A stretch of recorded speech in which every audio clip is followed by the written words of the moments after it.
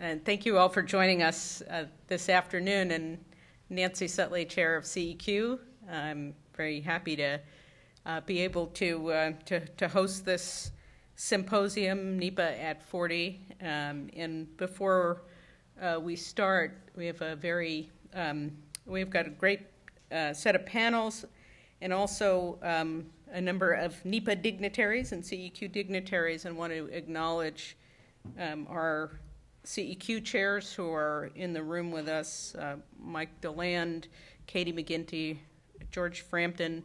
Jim Connaughton was here earlier, and he'll come back later. And did I miss anybody?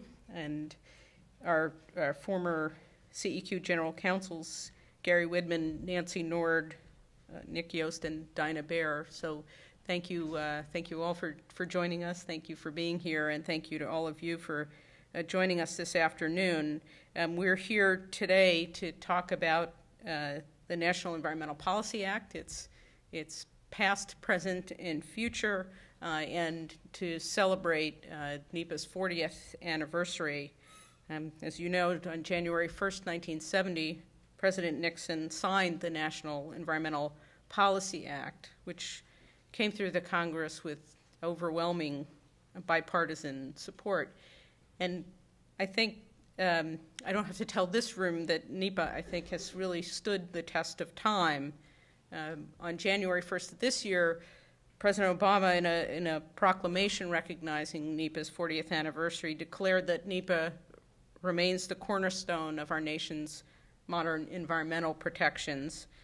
And NEPA has been, and in the future will continue to be, a vibrant and relevant tool for citizen participation and for better government. And today we take a few moments to reflect on NEPA, on its record of transformation and accomplishment, to take stock of where we are, and to share some plans for the future. And so, again, I'm delighted to welcome you here to this celebration. We are humbled and pleased to have, in a few moments, a statement from CEQ's first chair, Russ Train.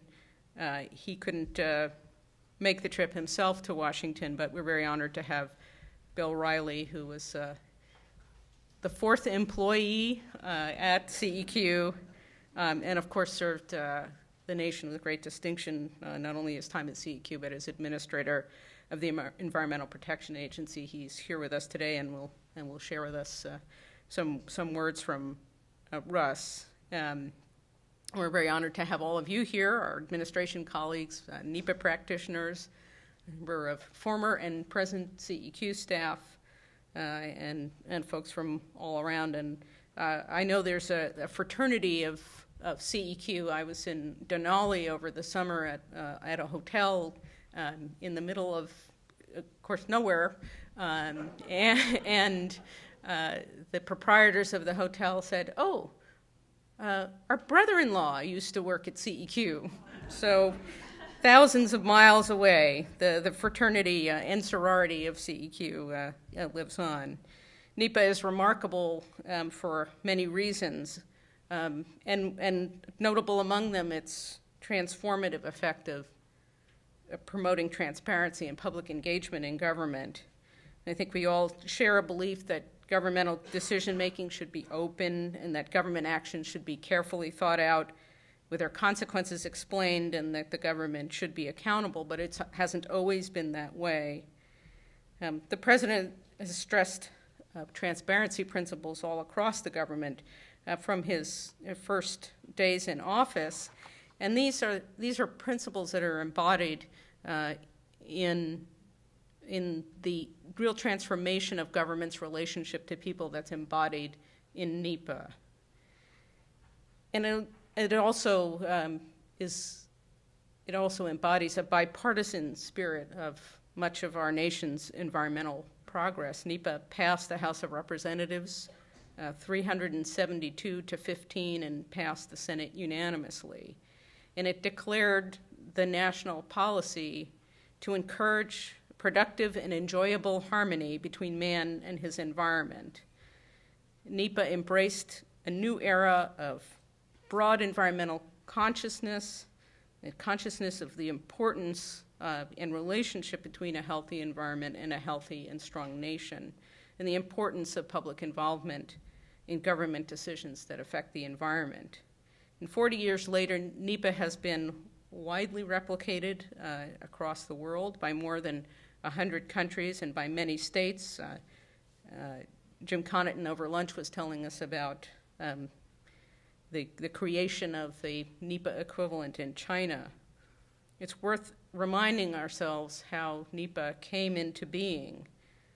The growth of public concern about the environment that really took off in the post-war era, the events that galvanized the public, the blowout of offshore oil wells off the coast of Santa Barbara, the fire on the Cuyahoga River, among other things. And the government responded by enacting NEPA and the Clean Air Act and much of the fundamental environmental statutes that serve us so well today. And it also created the Council on Environmental Quality and later on in 1970, the Environmental Protection Agency. At its core, NEPA requires the federal government to look before it leaps, to consider the environmental effects of its actions before it does things that may significantly affect our environment. In this way, NEPA recognizes that the balance between humans and the environment is essential to stimulating the health and welfare of the nation. And these values remain powerful and important today as we as a nation and as a world face enormous challenges to our economy and to our environment. And the president strongly embraces the notion that a strong economy and a healthy environment go hand in hand. He's committed to building a clean energy economy and has a vision for this country that we not only power ourselves on clean energy, but be a world leader. The last 40 years, I think, have shown that our economic health and prosperity are linked to the productive and sustainable relationship and use of our environment. Congress ensured that NEPA could help the United States face and meet the environmental challenges of the present and the future. So I'm very pleased today to announce 4 new actions that are designed to provide new assessment and reporting guidance to help agencies comply with NEPA in both legally and in spirit and meet its goals, and to enhance the quality of public involvement in governmental decisions relating to the environment. So I'll take just a minute to describe these to you. Certainly one of the most critical issues facing our environment today is climate change. And we have to look at how to consider the contribution of federal activities to greenhouse gas emissions and the potential for climate change to affect federal activities and investments. Whether this is powering a new federal facility, purchasing fleets, building long-lived infrastructure, it would be foolhardy for us not to understand the nature of the contribution to climate change any activity like that would pose. So today, CEQ is issuing draft guidance for public comment on how and when federal agencies should consider the impacts of proposed federal actions on climate change. This draft guidance explains how federal agencies should analyze the environmental impacts of greenhouse gas emissions and climate change when they describe the environmental impacts of a proposed action under NEPA. This guidance provides practical tools for agency reporting, instructs agencies to assess the effects of climate change on the environment and in turn on the design of agency actions. This guidance will empower the government to make smarter decisions.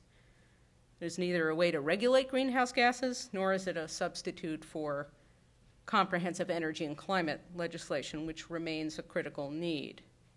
We're also announcing draft guidance that clarifies the use of categorical exclusions, the appropriateness of findings of no significant impact, and sets forth the need to for ongoing monitoring of environmental commitments upon which FONSIs depend. Many federal actions do not have significant effects on the environment, and where those actions fall into broad categories of activities, agencies may apply a categorical exclusion from further NEPA review. Our draft guidance clarifies the rules for categorical exclusions and ensures that there is concise public record when agencies apply them. The new draft guidance also clarifies that the environmental impacts of a proposed action may be mitigated to the point when an agency may make a finding of no significant impact and thereby streamline their NEPA review requirements. But when this depends on successful mitigation, those mitigation findings should be made public and accompanied by monitoring and reporting to ensure the integrity of the environmental analysis and the efficacy of the mitigation. And last, the technology tools today are obviously much different than those were available to the government when NEPA was first enacted. So today we are releasing an updated public web page, www.nepa.gov, that will provide a wide range of information about NEPA. This portal will provide access to things like the status of reviews of agency guidance, Recovery Act NEPA reporting, and real-time NEPA review status. And these upgrades are designed to improve public participation and the quality of how agencies administer NEPA. For all these new efforts, we'll ask for public comment and continue to evaluate whether changes to NEPA's underlying regulations would be beneficial. We are committed to making NEPA workable and effective and believe that these changes will contribute significantly to those goals. I know the other former and current CEQ staff who join us today all want to celebrate NEPA's 40 years of achievement and to welcome its continuing role balancing human and environmental needs into the 21st century. We know that our nation's long-term prosperity depends on the faithful stewardship of the environment, of the air we breathe, the water we drink, and the lands and oceans upon which we live and depend. Our country has been strengthened by open, accountable, informed, and citizen-involved decision-making structure that was created by NEPA.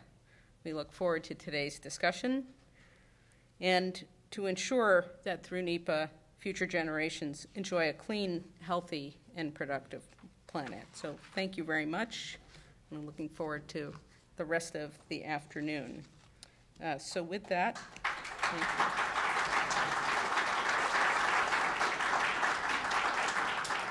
Let me invite Bill Riley, former EPA administrator and fourth CEQ staffer, to the podium. You probably don't need the step, unless you want it. Thank you, Nancy. Thank you. Thank you very much, Nancy.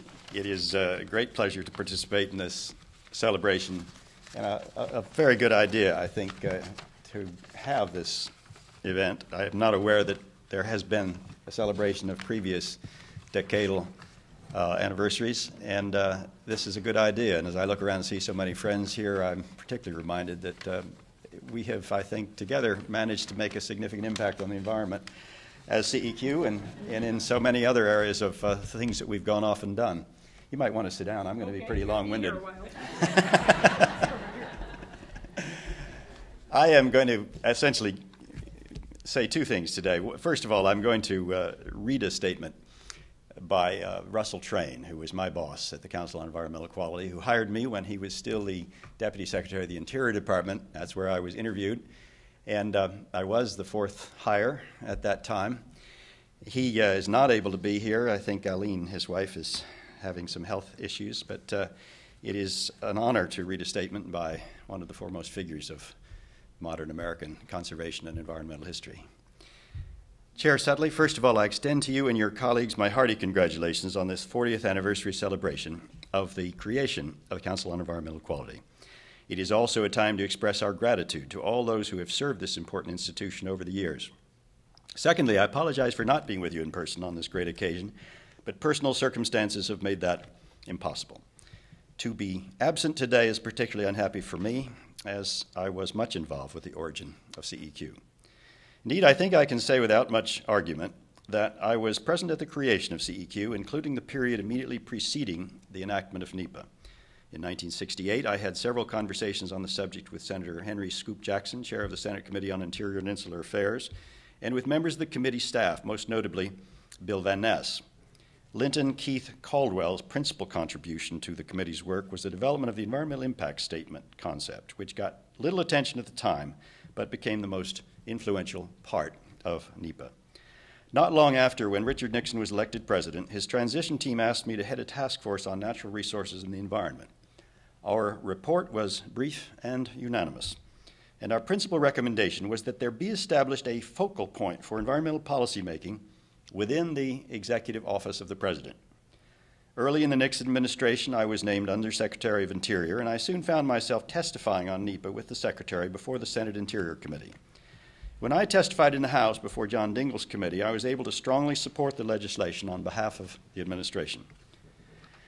That concludes my involvement with the beginnings of NEPA. Nixon signed the legislation into law on January 1, 1970 as his first official act of the decade. Thus, the launching of NEPA and CEQ had from the beginning strong bipartisan support. That's the way important things get done.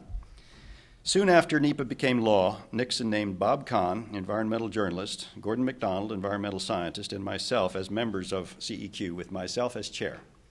And so began what I cannot but think of as the glory days of CEQ. I say this without any intention of disparaging the role and accomplishments of CEQ over its subsequent years. The fact was, however, that CEQ came into being just as the wave of public interest in the environment was gaining momentum and then cresting. Moreover, CEQ was essentially the only major player on the environmental field in the government, since the Environmental Protection Agency would not come into existence until the end of 1970. On top of this, Nixon himself became determined to establish a strong environmental record for his administration. In any event, we had full support from the White House staff, particularly John Ehrlichman and his Assistant for Environmental, Energy, and Natural Resource Affairs, John Whitaker. Putting the EIS process to work was our principal challenge at the outset. In a sense, we were all feeling our way. In many ways, the EIS process instituted a pretty revolutionary change in governmental decision-making, and how true that is today, I do not know.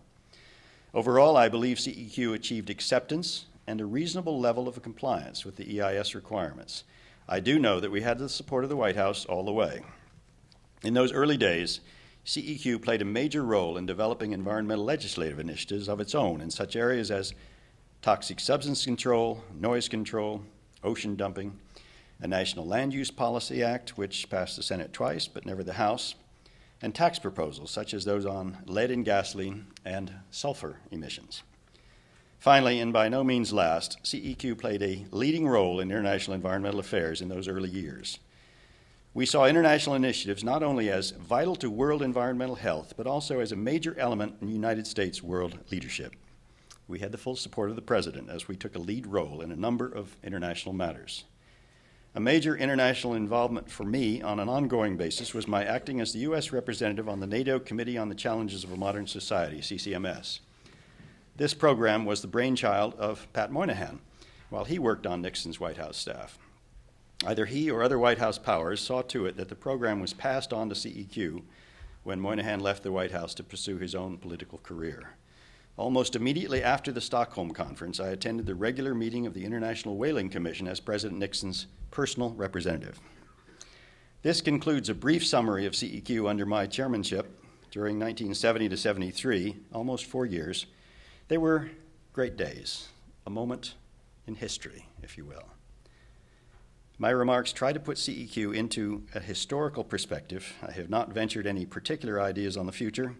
One thing I hope is clear: CEQ has the potential to be almost anything the President and his principal staff want it to be. It has an almost unlimited potential. That concludes these overly long remarks. Again, my warmest congratulations to Chair Sutley and her fine staff. That concludes Russ's statement. I will just add something from my own experience. My first week at CEQ, I was asked as the new hire. I was functioning as counsel and senior staff member and several other things at the time. I was asked to review water projects in preparation. I think I went to work on the 15th of March. Water projects in preparation for Earth Day, the first Earth Day in April. And I was new to this game, and I knew that the Bureau of Reclamation and the Corps of Engineers had the major water projects. So I called each of the agencies, and I can never forget that there showed up in my office a brigadier general, 4 full colonels, and a lieutenant colonel to hold the pointer as these projects were explained to me. Now, I had just come from having spent 2 years in the Army, and I had never laid eyes on a brigadier general. And I found it hard not to fix my eyes on his stars. And as he began to describe the projects and talk about CFSs and all these other things, I wrote very carefully down what these phrases were because I hadn't a clue. And in the end, I did recommend the cancellation of a number of water projects, including Cross-Florida Barge Canal, which decision the President accepted. The objective, by the way, we later learned, had been to find $500 million in new money to spend on southern school desegregation and buses. But that's fine. I mean, that's called multi-purpose policy. My second task was to write the National Land Use Policy Act draft, and as Russ mentioned, it did in fact pass the Senate twice, failed in the House, largely I think over impeachment issues later. But, and I only learned 3 years ago, as I was explaining to some people over lunch, that when President Nixon was shown the statement on the environment, the part of it that dealt with land use captured his attention, and he said, "Who was the SOB who wrote this?" And Russ Train only said at a public program 3 years ago down at Duke University, he said, "I think he's sitting right over there, actually." The third area of my responsibility was the drafting with Tim Atkinson, under Tim Atkinson's direction, the General Counsel, the guidelines for implementation of the National Environmental Policy Act. And this was an extraordinarily engaging legal and conceptual set of challenges. What is a major action? How does it significantly affect the environment?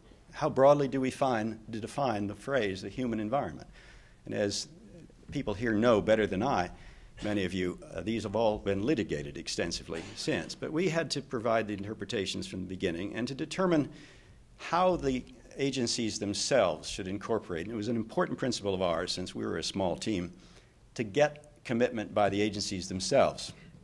And I can recall going to the various departments with my boss, Tim Atkinson, and having relatively low-level civil servants show up to try to get a sense of what is this new requirement that we're going to have to pay attention to, and what does it mean for us and our programs. And I can't say we stirred much excitement or interest until one day I was sitting in my office in what had been the Pornography Commission.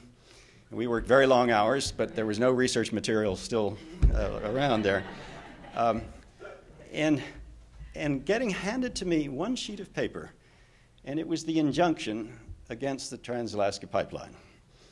And in type, the judge's findings were written one phrase in type, or first sentence in type: failure to comply with the Mineral Leasing Act of 1920 with respect to right-of-way. More right-of-way had been permitted than the law provided for. And then written as a second justification for the decision in his own hand: failure to comply with Section 102(2)(c) of the National Environmental Policy Act. Well, the next day, my boss and I happened to be going to the Agriculture Department to explain NEPA to them.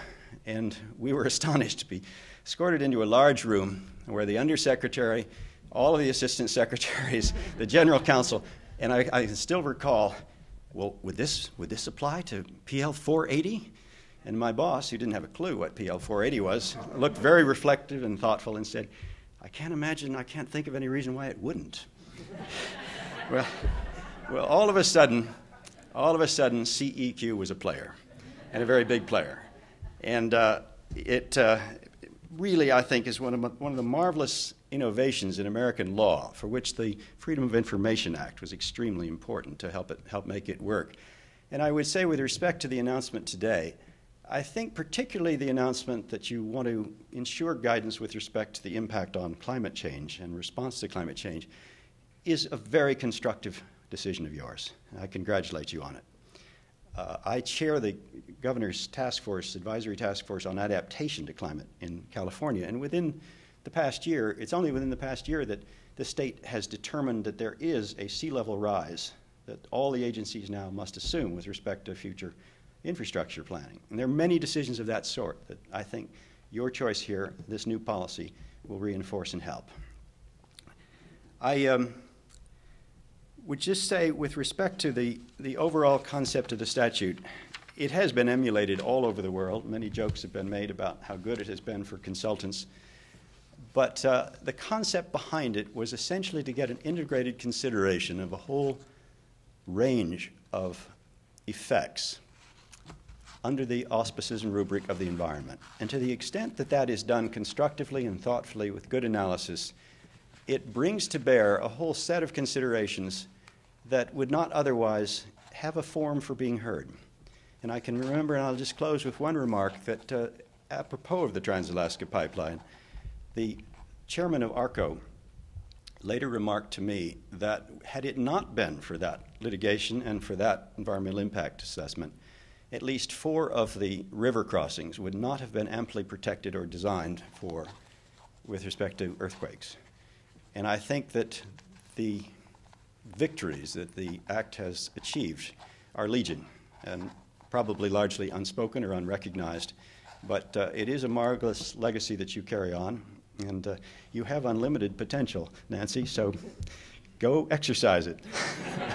Thank you.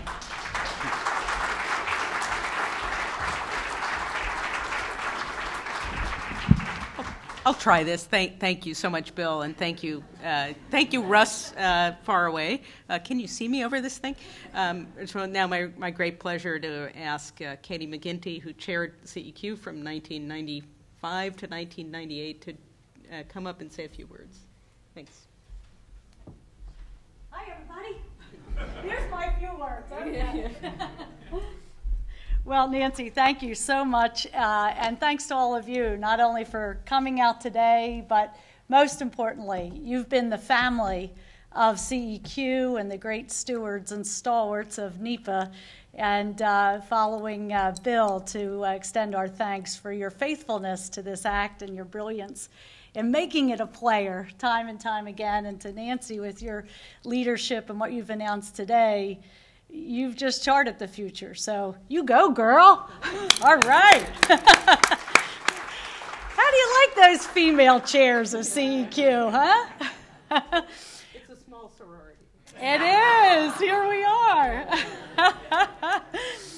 Yes, things small in terms of personnel and CEQ often go together. One of the parts that Bill didn't read of Russ's statement was, what was it, George, 54? And he was disappointed because he asked for 72. We had 5.4.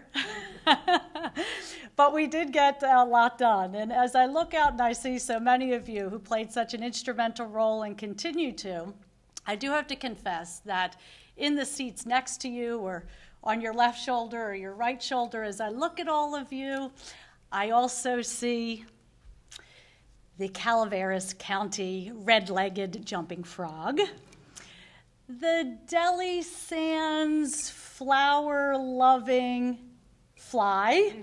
See, I was going to say flea again. I remember Fish and Wildlife Service saying to me, no, it's really like a hummingbird.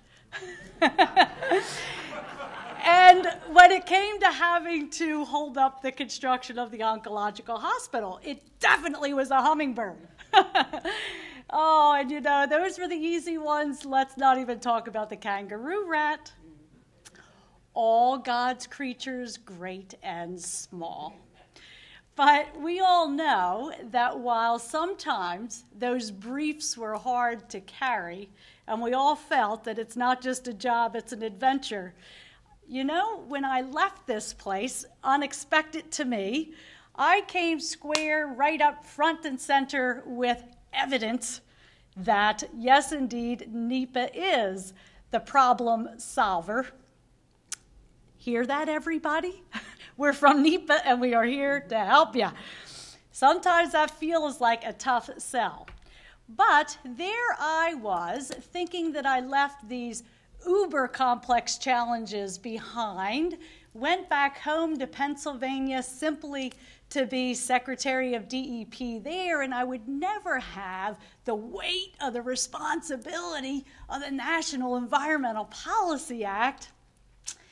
But I very innocently went to see some new developments in and around Penn State. Well, there was a new highway coming in, I-99. Well, I-99 was a critically important highway, and it was, with huge safety needs, et cetera, not to say anything of the transportation need there. But it was so important that we didn't have any time to wait up for NEPA. So legislatively directed, NEPA was escorted out the door, and Highway 99 was going forward without any of that paperwork stuff. And then came, well, we're going to run the road right over the mountain, okay. And then came the bulldozer, okay. And then came all the people wondering why the mountain was aglow. Well, was it diamonds? No. It turned out to be the most acidic rock known to mankind that should never have been exposed to any element whatsoever, and when exposed to elements even due or missed, it produced hydrosulfuric acid. Yeah. So 2 years of delay later, $150 million of expenses, and now an ERPA, an engineered rock placement area where all of that nasty stuff now hopefully is permanently entombed. One example of the kind of thing that Bill closed with, of the importance and the tool that NEPA is to help us make the kind of decisions that take us from the challenge of today genuinely into the opportunity of tomorrow. So on a serious note, as I think about, what is NEPA, to me, and the great honor I had to team with so many of you in putting that tool to work, we saw it time and again. NEPA was the way that the sworn enemies, I hate that guy, never talk to him, found shared value. It was the way where, hey, it's my golf course. Remember that one, Ray? And to heck with the cooling water you need for your power plant. And for the guy who wants to come in and build the new condos, we're going to fight this to the death until NEPA made it so that they recognized it wasn't about a golf course or a power plant or a condo. It was about that river that, geez, yeah, my grandpa took me fishing there for the first time, too, when I was a kid. And it was about that river that is the magnet that brings those migratory birds that I take my grandkids to see. And it is the river that hosts those cottonwoods that are the distinctive piece of who we are and why we live here. And NEPA was the way where complete strangers realized that they were neighbors. So the highway was coming right through the middle of town.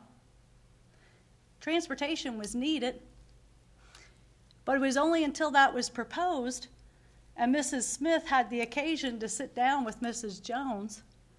You don't say, you live on this block? And your kids go to school down the street too?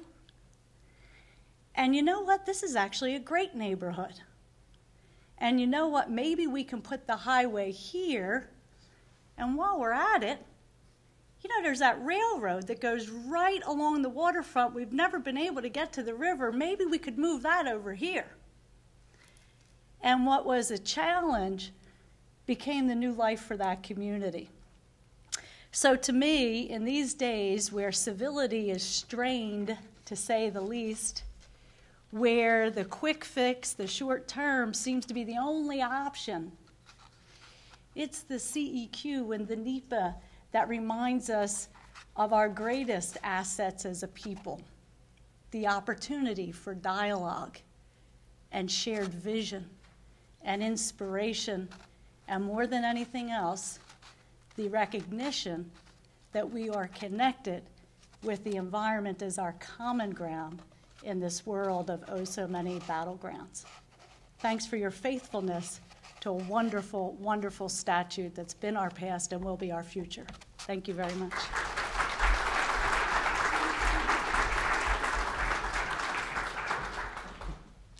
I stand on my tippy toes. Thank you so much, Katie. And I think we are ready for our first panel. So we'll invite Dinah Baer and the panelists to come on up. Thank you.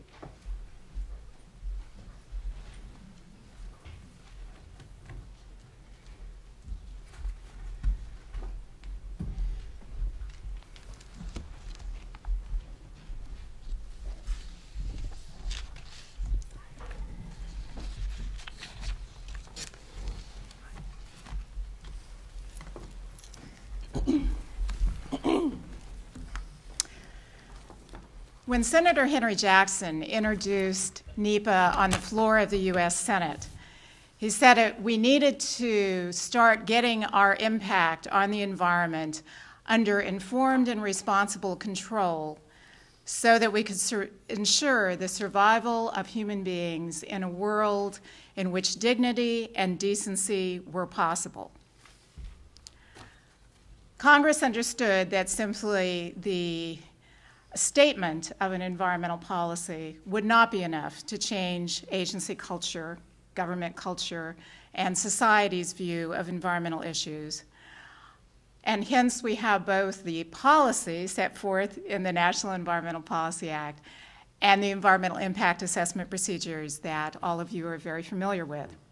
And ever since then, there's been a debate about whether or not NEPA has really helped fulfill that very important goal of the survival of human beings in a world in which dignity and decency are possible, or whether or not it's gotten bogged down in process.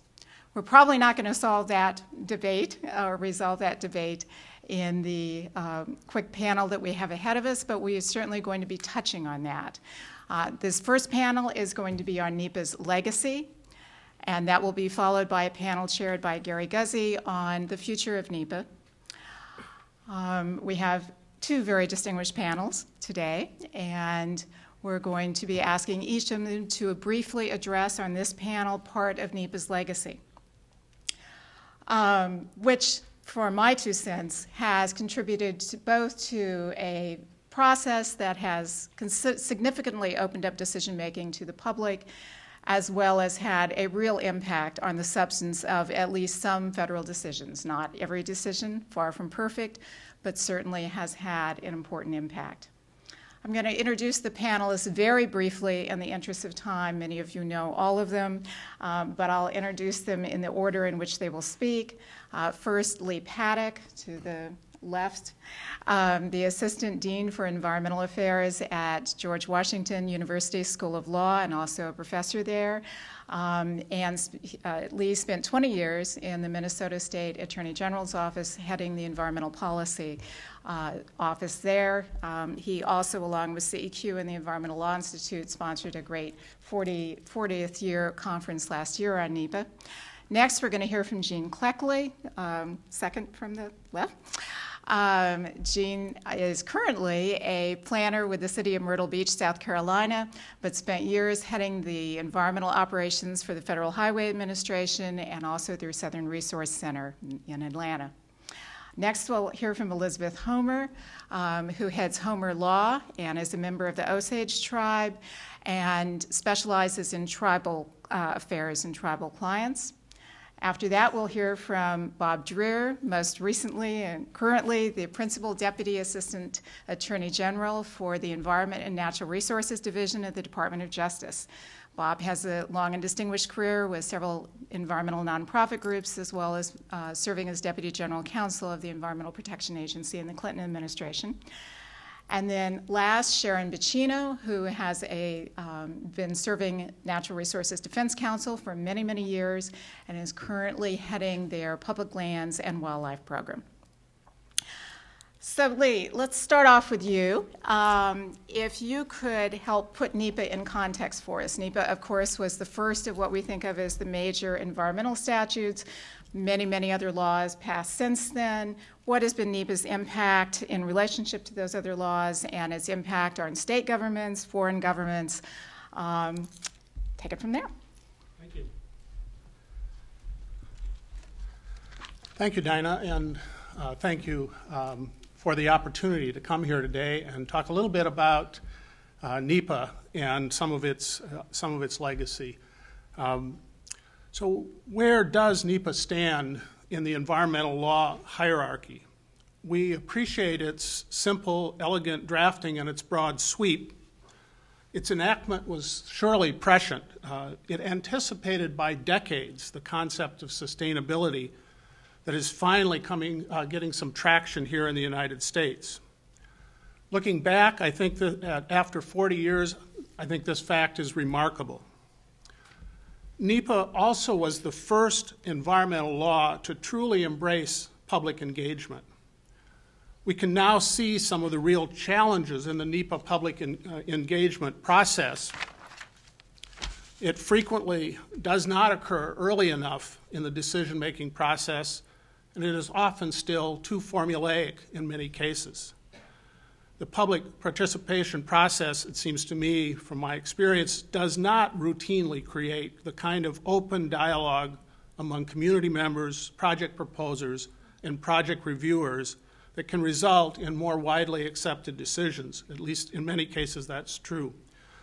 But for its time, and certainly in many important ways, the public engagement features of NEPA were truly remarkable. NEPA is almost certainly the most emulated environmental law in the world. As Professor Rogers has noted, NEPA copycats have popped up everywhere, and we must think of this response as the sincerest form of flattery. 15 states in the district have little NEPAs, and certainly many more should have those laws. 41 countries are Aarhus signatories. Many other countries, as has been mentioned, on every continent utilize EIA today. Development banks throughout the world require EIA. These children of NEPA have been laboratories for a number of important innovations. Just a couple of examples. In Minnesota, where I worked for a number of years, statewide generic impact statements addressing forestry and confined animal feeding operations have resulted in important and innovative new public policies with wide application.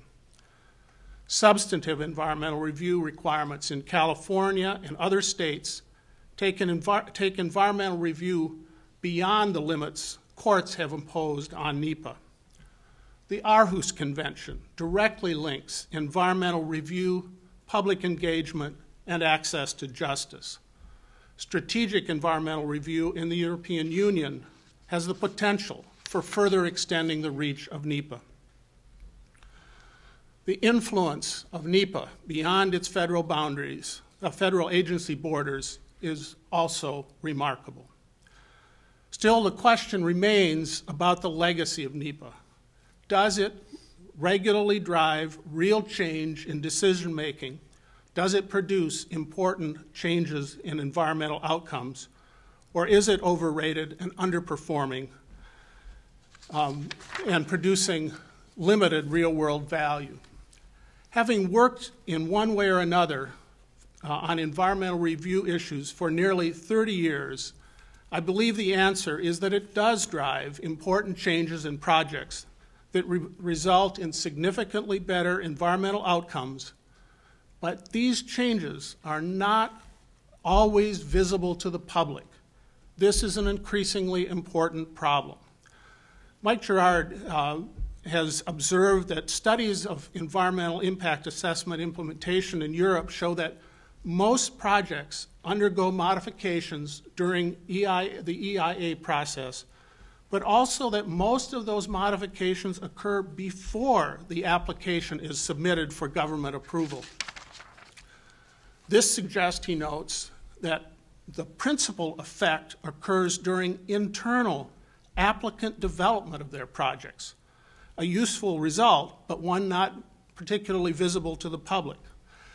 A study of environmental review associated with animal feeding operation permits in Minnesota demonstrated that information generated in environmental assessments was routinely used in drafting state permits and resulted in important changes. It also showed that that kind of information was also used by local governments in establishing conditional use permits. The fact that EIA drives both pre-proposal and post-application changes in projects is certainly good news. It's exactly what we would hope would occur. Information, just information, is certainly a powerful tool for change. It can be ignored, but it is often hard to ignore. It has a way of insinuating itself into decisions and ultimately finds its way into values. This is central to NEPA's simple elegance. NEPA has played a major role in the informational enrichment process, and I believe in changing values within agencies and among project proposers. But the news is not all good, as I've mentioned. Many of these changes result from information generated many of these changes generated by EIAs are not visible to the public. This situation can reinforce skepticism about the value of environmental review. Engaging the public earlier and more interactively could allow members of the public to better see the impact of environmental review has on decisions. Just let me give you one personal example of that, and that is I live in Bethesda, right next to the Bethesda Naval Hospital. As you all know, Walter Reed is soon moving there, 2011. The environmental impact statement process was very important to our neighborhood. Traffic is the issue for the neighborhood. But my neighbors in the entire environmental impact statement process never felt part of the process. They felt they had information that could not find its way into the environmental review. And in the end, they felt the EIS made little difference in what DOD was planning on doing. Skepticism reinforced. Fortunately, the Navy has now decided that regular interaction with the community during the construction phase is good for the Navy and for the community, but this should have happened earlier in the process. And there's a need to continue to work on earlier and more interactive public involvement. So where does NEPA stand as I started? NEPA still stands for me in the forefront of the environmental law hierarchy. I believe with some modest changes, which you'll discuss later, NEPA and its heirs will continue to make important contributions to sustainable environmental outcomes for the next 40 years. Thank you.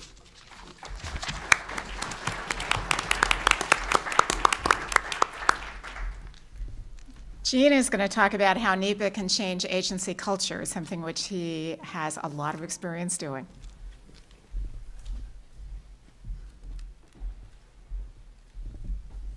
Good afternoon. Good afternoon. I know we're in Washington, it's cold weather, but I drove all the way up here from Myrtle Beach. I need to feel something. Good afternoon. Yeah. All right, good afternoon. Thank you for that kind introduction. And thank you, CEQ, for the opportunity to participate in this 40th anniversary of NEPA, having participated in the 20th and the 25th. It's a real pleasure to be on this panel to talk about NEPA, its visionary approach, and its successes. And in that accord, what I want to talk to you about is how to make NEPA work. And that's from the perspective of improving decision-making and changing the agency culture. In 1970, when NEPA came along, we in the Federal Highway Administration, just like most federal agencies, developed regulations around Section 102, which was a document process. But at the same time as 1970, when NEPA came along, in that same senatorial committee, we had the Federal Aid Highway Act that came along, and it had specific requirements for the Federal Highway Administration.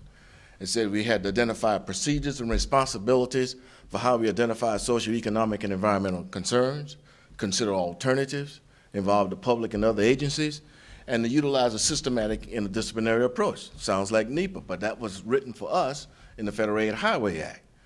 At the same time, there was a reenactment of a long-standing procedure for how we got the public engaged, and they had a public hearing process that started in 1950, and we had developed our culture around creating a location study report before we would give a location public hearing and give location approval. And then we would have a design study report before we would give the design approval.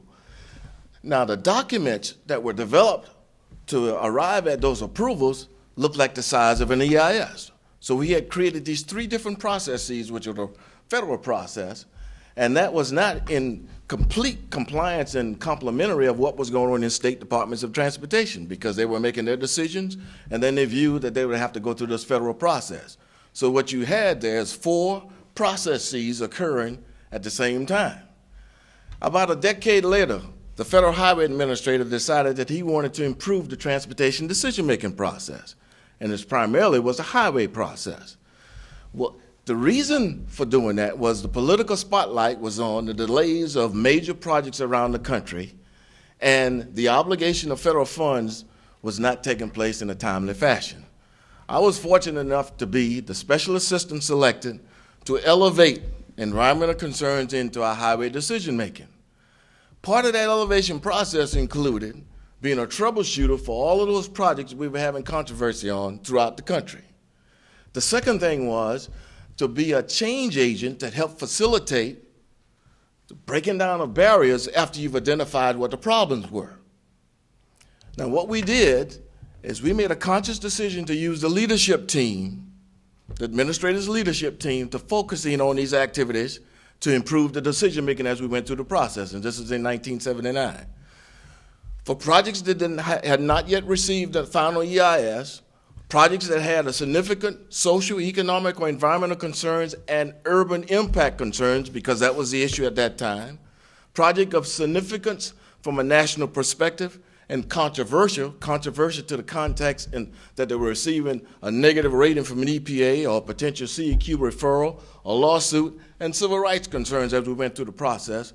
Those were the projects that were identified to be addressed as we went through this process.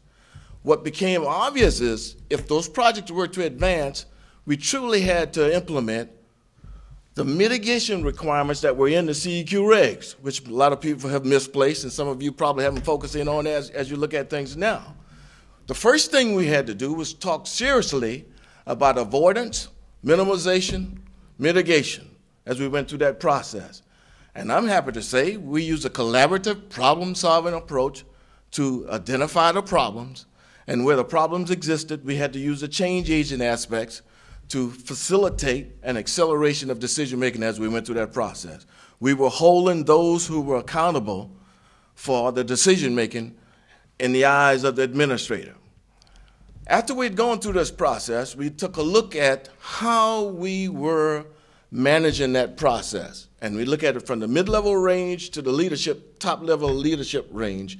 And the people who were in charge 10 years preceding this time were the same kinds of people who were there after 10 years. So we made a conscious decision to change by reclassification of the positions for people to assume those responsibilities. That means non-engineers could now have some of these leadership positions. 4 years after that, the leadership made another conscious decision, and I was made chief of the Environmental Operations Division. It's ironic, this is a decade later, after I'd come into the highway program as a highway and NEPA practitioner, I'm coming back into the same division that had the NEPA responsibilities at this point in time. We developed a strategic plan. I volunteered to have that strategic plan be my senior executive performance standards because there was specificity identified for how we would advance this to change the culture of the organization. The rationale for advancing that was we had already demonstrated that if you use the leadership team to do what it's envisioned to do, and you put everyone on notice, not only would I be held accountable, but the entire organization would be held accountable as we pursued this endeavor. We had an aggressive agenda.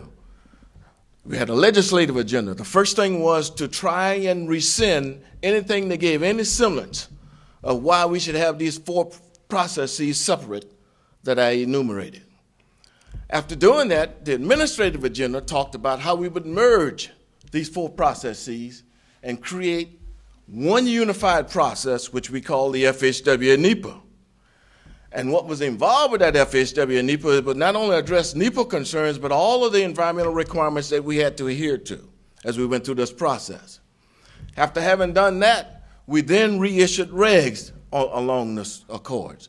But at the same time, because we had all of these different federal requirements, we had to engage with the other federal agencies in the process. And that's where we did engage with trying to unify and merge the 404 process with the FHW and NEPA process, because we were having problems advancing projects. And that's when we came out with the Red Book. And we did receive an award years later from the NRDC for our Red Book, for those of you who aren't aware of it. But that's not why we did it. We did it because we had to make decisions to advance the projects. But that was only for the federal part. Then you had the part where we had to deal with that of bringing all of this federal stuff in with the way states made a decision. We convened a task force of state and FHWA to take a look at the process. They made 3 fundamental recommendations. The first was we needed environmental leadership after 20 years of experience with NEPA. We needed environmental leadership, and that needed to come from the Federal Highway Administration. The second was that even though we were complying with all of these different regs, the process was not environmentally sensitive. So we had to figure out how to deal with that. And then after you've created this environmentally sensitive process, you had to merge it with the way states did business. And that's what we were using the FHW and NEPA process to do, is to merge it as you move into that process. Immediately after that task force recommendation, we reissued policies, officially enumerating what our policies were. Like no net loss was a real concern at that particular point in time. And we went back and reinstituted the whole concept of avoidance, doing everything you can to avoid making and having environmental impacts, doing the utmost to minimize the impacts, to mitigate any impacts, but we were bold and we said we would do anything else to enhance the project environments through which this project passed. Now, what's involved with this is a commitment to fund things. Because when you start coming up with innovative designs, that's money that you have to adhere to versus putting out concrete and things of that nature. So we went through that process. After that, we then convened a research project to take a look at 3 private sector organizations on how they had transformed themselves to become environmentally conscious. The first thing we found out was top-level management commitment was needed. And we'd already experienced that because when we were dealing with the leadership team in advancing projects to improve the decision-making, and now we were also advancing projects and changing the culture with top-level commitment as well. So after that, we convened environmental leadership seminars for all of our field leaders.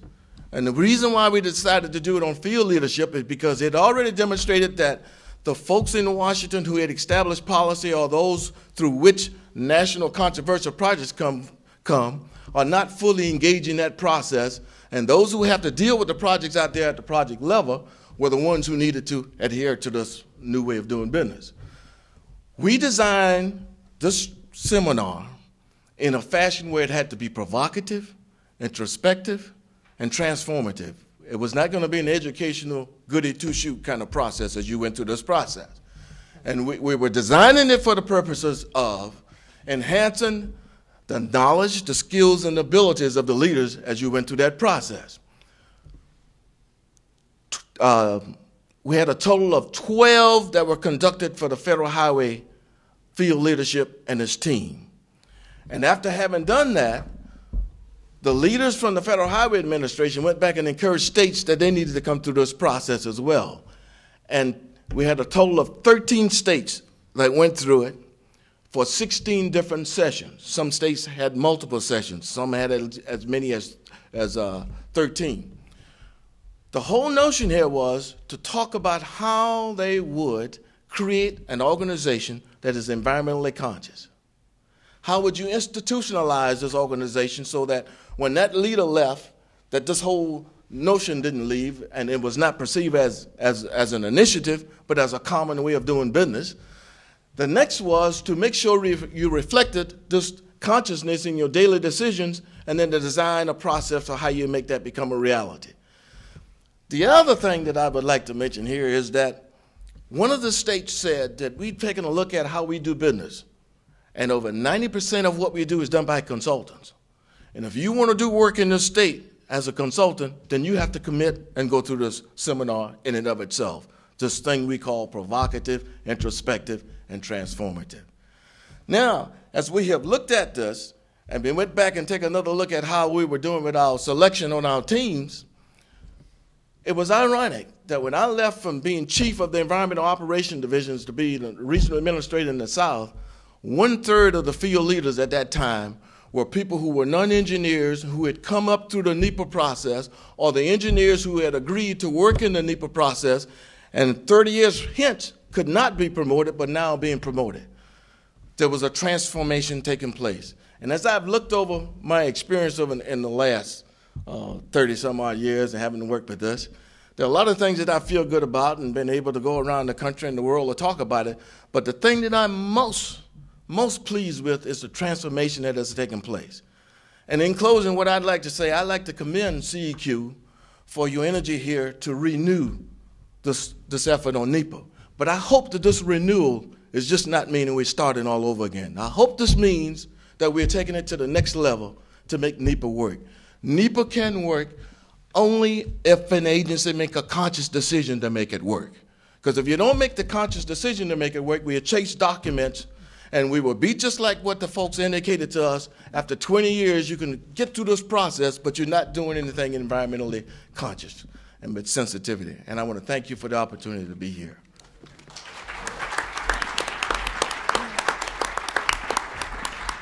Thank you so much, Gene. Elizabeth, how has NEPA affected tribes and tribal government, or has it?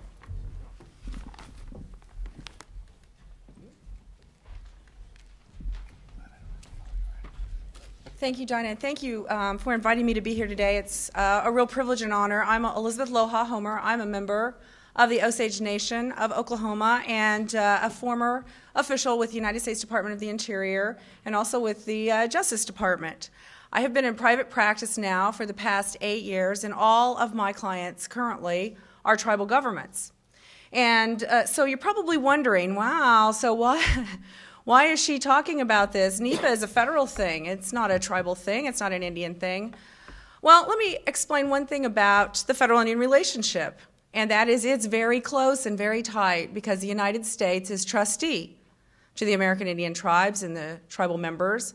And anything that we do in our communities and on our reservations is almost always affected by an action or decision of the United States.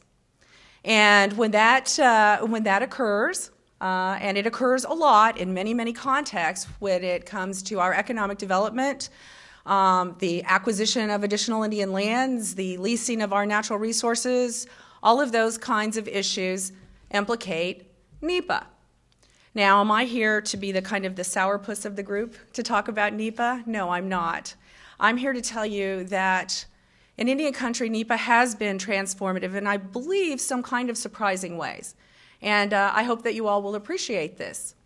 As an advocate for American Indian tribal governments and as an Indian myself, I believe that the worst enemy of Indian country is ignorance. And I think that it was a great Cherokee, Will Rogers, one of my favorite Indians, who once said that we're all ignorant just about different things. And those of us who live in Indian country, we deal with a lot of ignorance, and we are affected by decisions that are made by people who are good people, who are well-meaning intended, who are well-intended people who know not anything about us, our interests, the law, and the special laws that pertain to us, and yet are making decisions that have a major, major impact on what we're going to be able to do with our lives and with our lands. And NEPA is one of those laws that say ignorance is a bad thing, and we're not going to let federal decision makers make decisions in ignorance. And that is so good for us in Indian country. Now, are there better ways for us to work together on these things? Yes, and I want to say I acknowledge CEQ and all the work that they have done over the years to make sure that tribal governments and tribal leadership have a say in the NEPA process, and that we can be cooperating agencies and we can be lead agency on issues that affect us directly in our community. But you know, there are other contexts in which we exist and in which NEPA affects us. You know, not everything that a federal agency does is directly impacting on the reservation or on the tribe. You know, our neighbors, we have neighbors out there. Army Corps of Engineers, big neighbor. Okay, the United States Department of Defense, various military bases, our neighbor. National parks, recreation areas, conservation districts, installations of every kind. Guess what? Our neighbors. Now, I was really enjoying the gentleman's statement earlier about his community in Bethesda, because it sounds like a lot of times what my community feels like was like, oh, we didn't even know that was happening, or they're not going to listen to us, and we don't have a say in the process. And you know, when that happens, that's a really bad thing. That's very upsetting to a lot of people, especially when what is happening at your neighbor's house has a direct effect on you. Now, I have worked with tribes. I'm actually working with a tribe right now that is a neighbor of a naval training facility that has been having young pilots who accidentally bombed the reservation for about 50 years now. I was like, it's not a good thing to bomb Indian reservations, you know? That's a bad thing. And the NEPA process and the way that decisions get made about, you know, flight paths and flight ranges and all of those kinds of things would have really been invaluable when that naval air station was established, you know, around World War II, significantly before NEPA came into being. Today, those kinds of things would have been factored in. Today, that kind of analysis would have been factored in. It wasn't then. Those decisions made at that time involving that community were made in ignorance. And ignorance is a bad thing. Ignorance is no basis for good decisions. It never is. And in Indian country, and this is the third way that NEPA has a legacy in Indian country, is that we better, perhaps than any community in America, understand that what we have, what remains to us, is precious. We don't have a lot of land anymore. So when we make decisions that are going to tie up our lands or have a direct impact on our communities and how we're going to use our land, we better know what we're doing, because nobody's making more land. You know? So we're a microcosm, because that's true of the United States of America. You know? We are limited. We are not unlimited here. So when we make decisions in ignorance, you know, we are affecting future generations in ways that we can't even imagine. So in Indian country, there has been a movement in recent years to establish TEPAs, which are Tribal Environmental Protection or Environmental Policy Acts, and doing our own environmental impact analyses and running our own traps in our own development. And so I think that insofar as Indian country is concerned, NEPA has really produced a great legacy. Now, are there things that we can do better in the future? Yes, there are a lot of things. You know, I don't know, how many here are from federal agencies? You are my trustee, and I thank you. And I appreciate that. What I would really like you to think about doing, trustee, is building a trust, an Indian tribal trust impact analysis into your NEPA process. You know, us guys in Indian country in the United States, we're really tight. You know, the United States embraced us back at the time that the Constitution was ratified and incorporated Indian country into the political framework of the United States and became our trustee. you know, and spread its arms and wings of protection around us. Okay, so when the United States is making decisions, it has a fiduciary responsibility not to hurt us. Okay, that's what a trustee is about. A trustee is a fiduciary. The federal Indian trust relationship is enforceable at law. You know, we have treaty rights. These are property interests. These are legally cognizable and protectable interests, legal interests, rights. You know, so when you do stuff that affects those things, you need to know about it. So build us in, because everyone does NEPA now. Everyone does it. It's caught on. It's great. It's caught on. And you can use that process to make sure when you're making decisions that you are making sure that if there is an impact to these legally protected interests of the trust beneficiary, that you know about it, that ignorance is not an excuse. You know, that's what's great about NEPA. Ignorance is not an excuse. Thank you.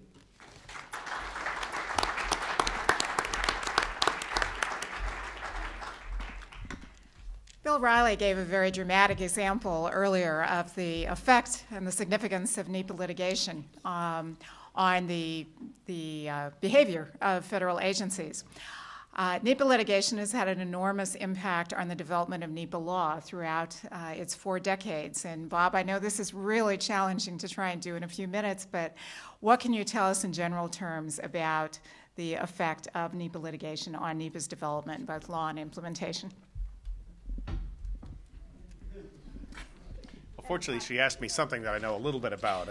I've been a NEPA litigator for most of my legal career, both in private practice and representing environmental groups, and now I'm at the Department of Justice as of 4 days ago, which is quite exciting. Thank you. This is actually a wonderful team to be working with, and some of my staff who are wonderful lawyers are here in the audience. You know, it's interesting because you hear a lot of criticism of NEPA litigation. NEPA seems to be one of the favorites that critics of environmental groups, among other things, focus on. They point to litigation and they brand it as a particularly pernicious form of red tape that ties up federal agencies, prevents worthy projects from going forward. I'd like to offer a contrarian view on that on 2 points. One is the essential role that litigation and the courts have actually played in the history of the development of NEPA and today play in its faithful implementation. And the second is to sort of put some sense of context on this notion that NEPA litigation is enormously burdensome for the federal government and is preventing the accomplishment of worthy projects. So first, let's just talk a little bit about the history of NEPA and the courts in NEPA. NEPA is the statute in the environmental world which has been most shaped by common law. There are, if you just compare the length of NEPA to the Clean Air Act or the Clean Water Act or CERCLA, there are statutes that are enormously prescriptive. And then there are agency regulations developed of those statutes that are even more prescriptive, entire volumes, feet of shelf space devoted to the CFR with the regulations for implementing federal environmental laws. And students, I've taught for many years, and students that study environmental law find it almost astonishing to come to a law like NEPA, a law that establishes a broad national policy for the environment, contains a very general mandate, and otherwise has almost nothing in the way of prescriptive detail. And so the natural, you heard the wonderful letter from Russell Train and the remarks of Bill Riley about the early days. I mean, the great dilemma that faced the federal agencies and the public that were so interested in seeing this law carried out effectively and faithfully was how to do it. And in that process, there was tremendous leadership shown by the people at CEQ and by the people in federal agencies, learning how to do the NEPA process, learning what made sense. The watchword throughout NEPA's history has been reasonableness. And so there's been a wonderful legacy of effort to try to define how to make the NEPA process work well, but to work reasonably, how to get timely decision-making done, how to get projects actually approved with careful consideration of environmental consequences. But the courts played a remarkable role in this, more than I think in any other area of environmental law, because the statute was so broad And particularly in the early days, the courts essentially created a common law of NEPA. It was the courts that, through repeated litigation, defined what the obligations were to consider alternatives, how many alternatives, what kind of range of alternatives was reasonable. It was the courts that defined the procedural context. And of course, remember that much in NEPA is not defined in the statute. There's nothing about environmental assessments. There's nothing about FONSIs. There's nothing about categorical exclusions. So the courts played a critical role in those early decades in defining the procedures that would make sense. And these are fabulous decisions. If you're in this field, you look back at decisions that sort of resonate, like Calvert Cliffs and Hanley v. Kleindienst and NRDC v. Morton, Fridtjofsen versus Alexander, Hiram Clark Civic Club versus Lynn. These names, they not only capture important developments in the development of the law for NEPA, but they also give you a sense of the people affected by NEPA. The Hiram Clark Civic Club, a famous case, a civic association bringing this case.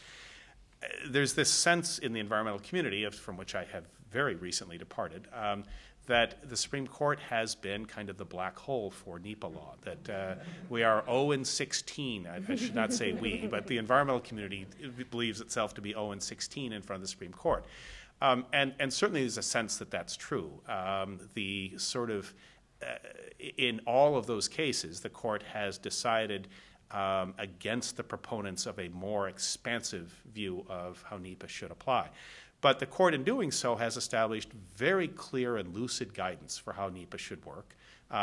Cases as important to all of us as Kleppe versus Sierra Club, cases that built on this, cases like Robertson v. Metho Valley, even the Vermont Yankee case, a very important case for establishing sort of the ground rules of how you participate reasonably and engage with agencies so that you're not blindsiding them and playing unfair. So an enormous amount of NEPA's implementing law has come through a common law process, which makes it very different than any other environmental statute that we work with. And the courts continue today to play. Oh, let me just say, by the way, that Justice Thurgood Marshall observed this in his concurring and dissenting opinion in Kleppe versus Sierra Club, where he called the court's development of a common law enforcing the act as the source of NEPA's success. And the courts continue to play an essential role today. I mean, the key thing to remember about NEPA is that there isn't any super federal agency charged with enforcing it. CEQ carries its torch. CEQ carries the mandate to ensure that it is faithfully implemented, and does so with a staff considerably less than the 54 that Russell Train was forced to make do with. EPA plays a critical role in evaluating NEPA documents, and that's an important role. But there isn't really any agency which effectively calls balls and strikes and says this EIS is adequate and can go forward. This EIS isn't. It's a self-implementing statute. It's intended by design to bring environmental values into every agency. There was apparently some concern in the early days, in the very early days after the statute was enacted, about whether CEQ ought to write all the EISs. Well, that was not what the founders of the statute wanted. They wanted agencies to think about environmental values and put that into their culture, as you heard Gene talk about very eloquently. And the courts have therefore played an essential role in this, because ultimately when there is a dispute about whether an agency has done a good job or has complied faithfully, there is no one else but the courts to really mediate that process. And all deference to the role that CEQ plays on many very important disputes and issues within the federal government, but they can't be everywhere. And having access to the courts, therefore, is an essential sort of tool for ensuring faithful compliance with NEPA. Having said that, let me just say that I think that the critics of NEPA broadly exaggerate the burden that this access to the courts plays.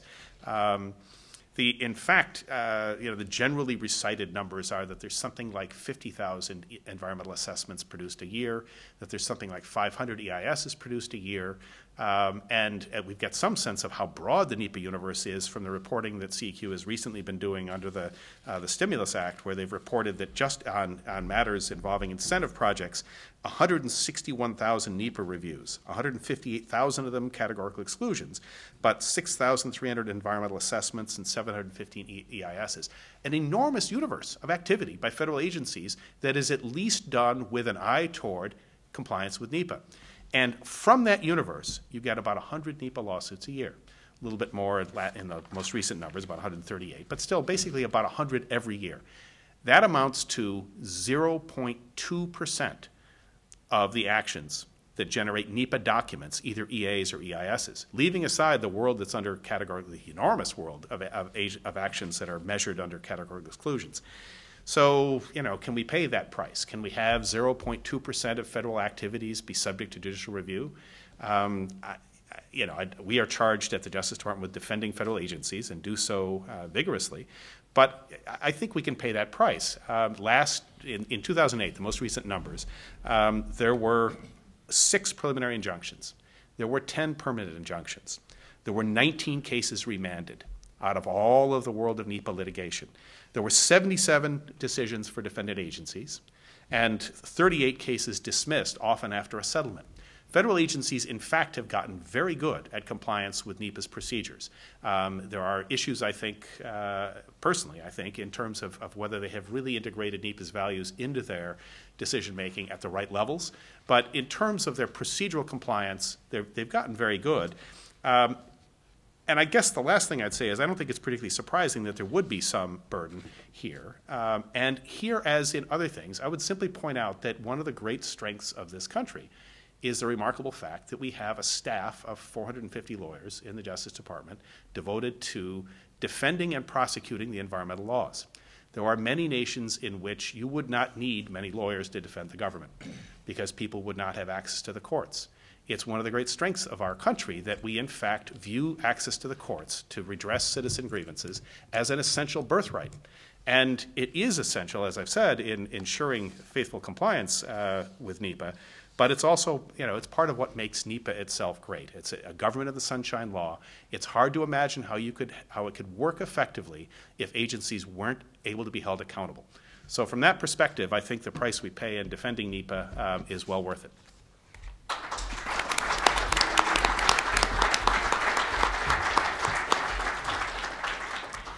Despite the facts that Bob laid out in terms of the percentage of federal actions that actually are subject to litigation, let alone injunctions, it's not hard to find people who still bemoan NEPA because of the allegations and concerns that it slows federal decision-making far too much. And it's not hard to find critics and cynics of NEPA who will allege that the main reason environmental groups like NEPA is because it gives them a hook for litigation. Sharon, as a representative of one of the major environmental groups, would you say that is NEPA's major benefit to the environmental community? Mm-hmm.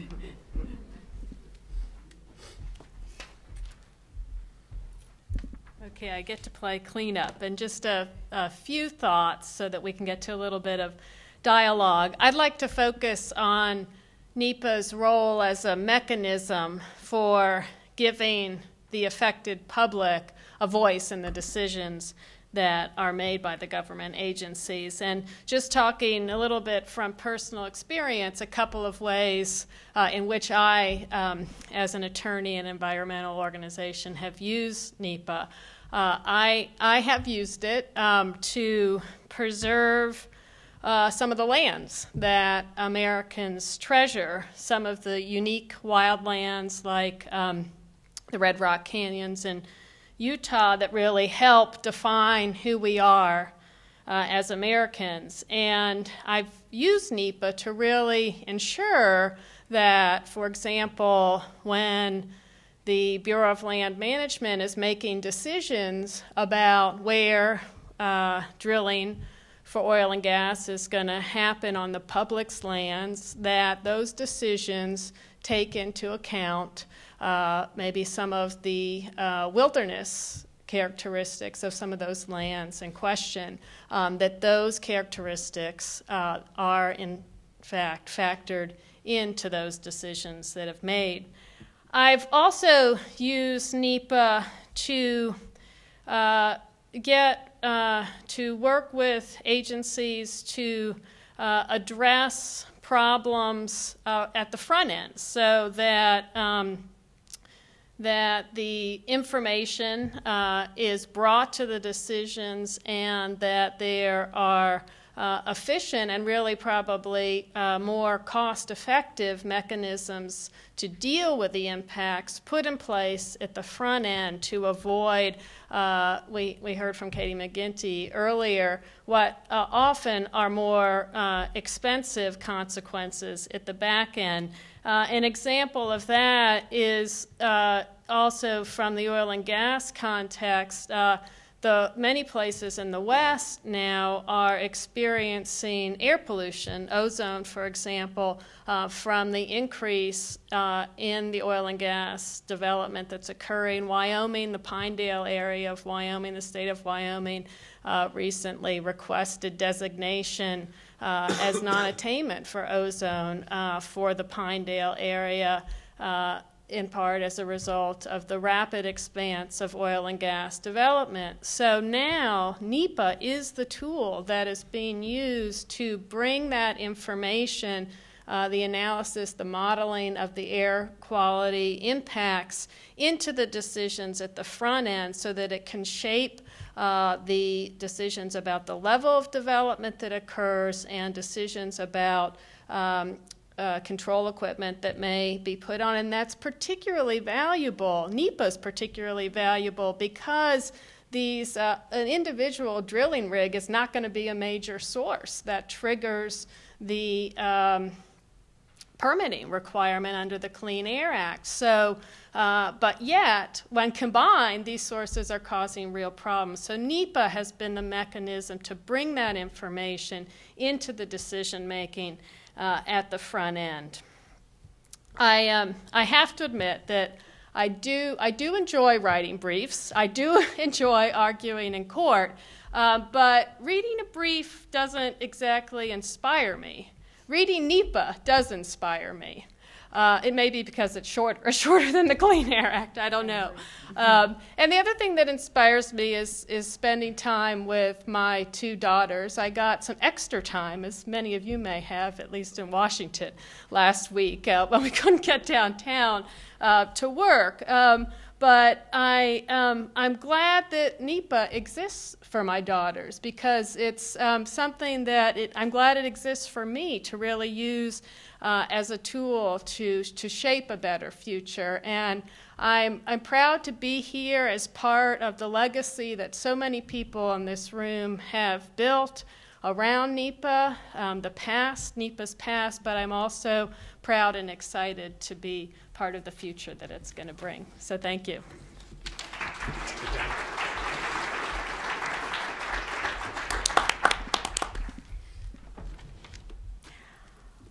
We are going to have to move on fairly quickly because we do have a second panel and then we have a reception afterwards. So we're not going to have as much time as I would like for discussion. And looking around this room, I realized that this virtually entire audience could be a NEPA panel. And many of you speak and lecture on NEPA quite regularly, as well as implementing it in your jobs. We will have a lot of informal time at the reception, so in the interest of moving on to the second panel, we're going to limit either question or comment to 2. And again, sorry about that, but does anybody want to be one of those brave 2 souls? Yes. Go ahead.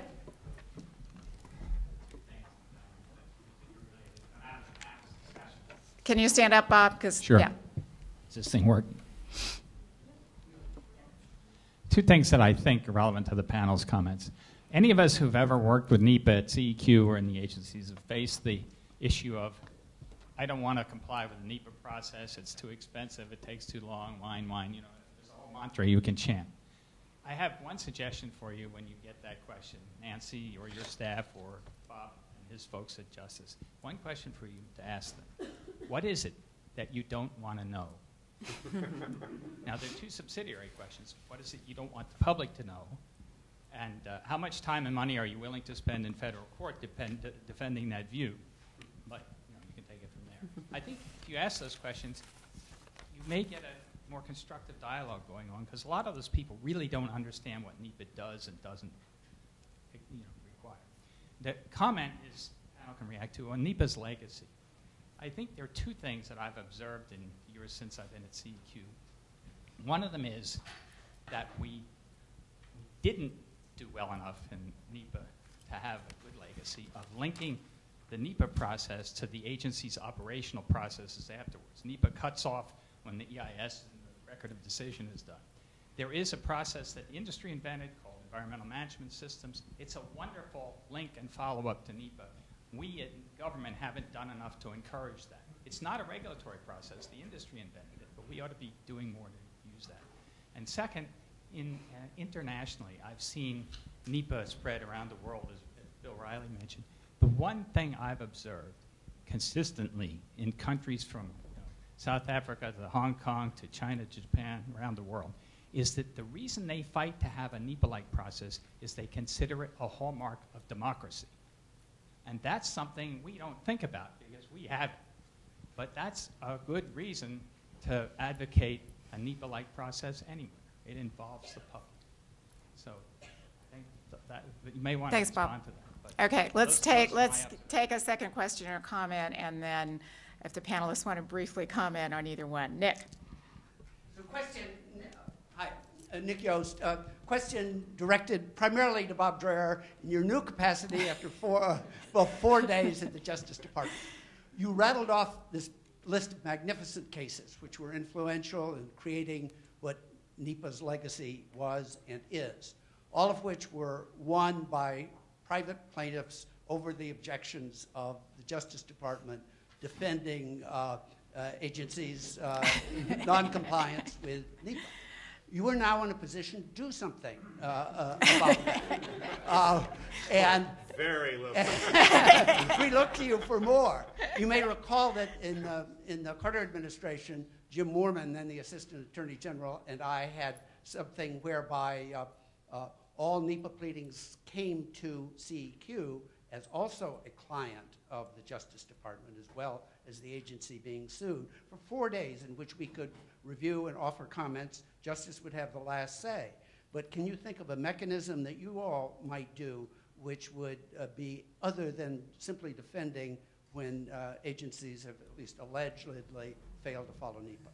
Well, to be fair, as I noted, the we that I now use for the last 4 days, have had an unparalleled record of success in the Supreme Court on a lot of that. But let me say, I think that's absolutely important and vital that we have those links to agencies, to our client agencies, and to CEQ at stages both before and then during litigation. And we in fact reach out.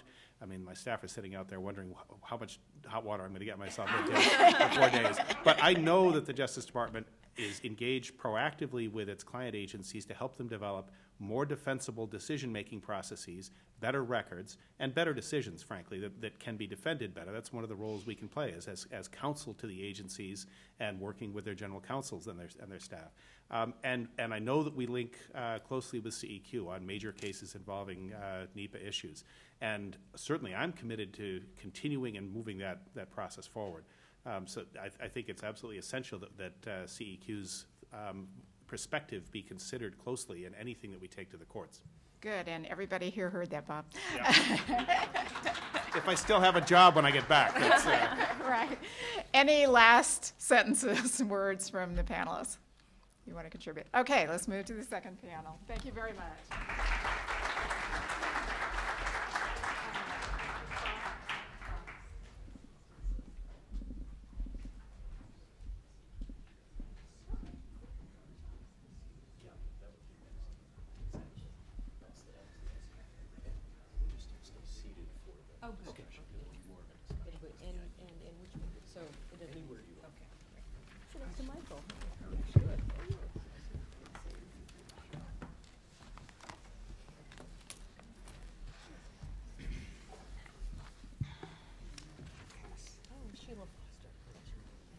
Well, Good afternoon, everyone. Thank you all for being here.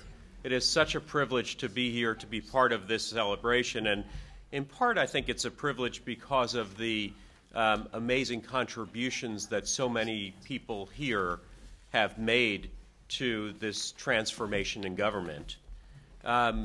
In part, it's a privilege to be here because the group that's assembled here is just a real reminder of the power of bipartisanship and the idea that the environment has been an important principle for our country regardless of what party you are from.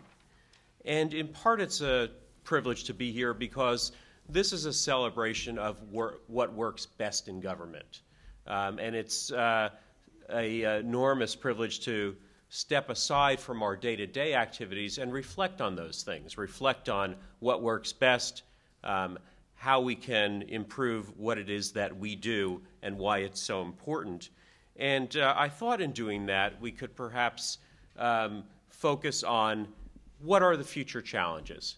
Is NEPA, as we think about the graying of the green, as it's sometimes said, the aging of NEPA, the maturing of NEPA, is it still a relevant tool? Is it something that can solve the challenges of the future?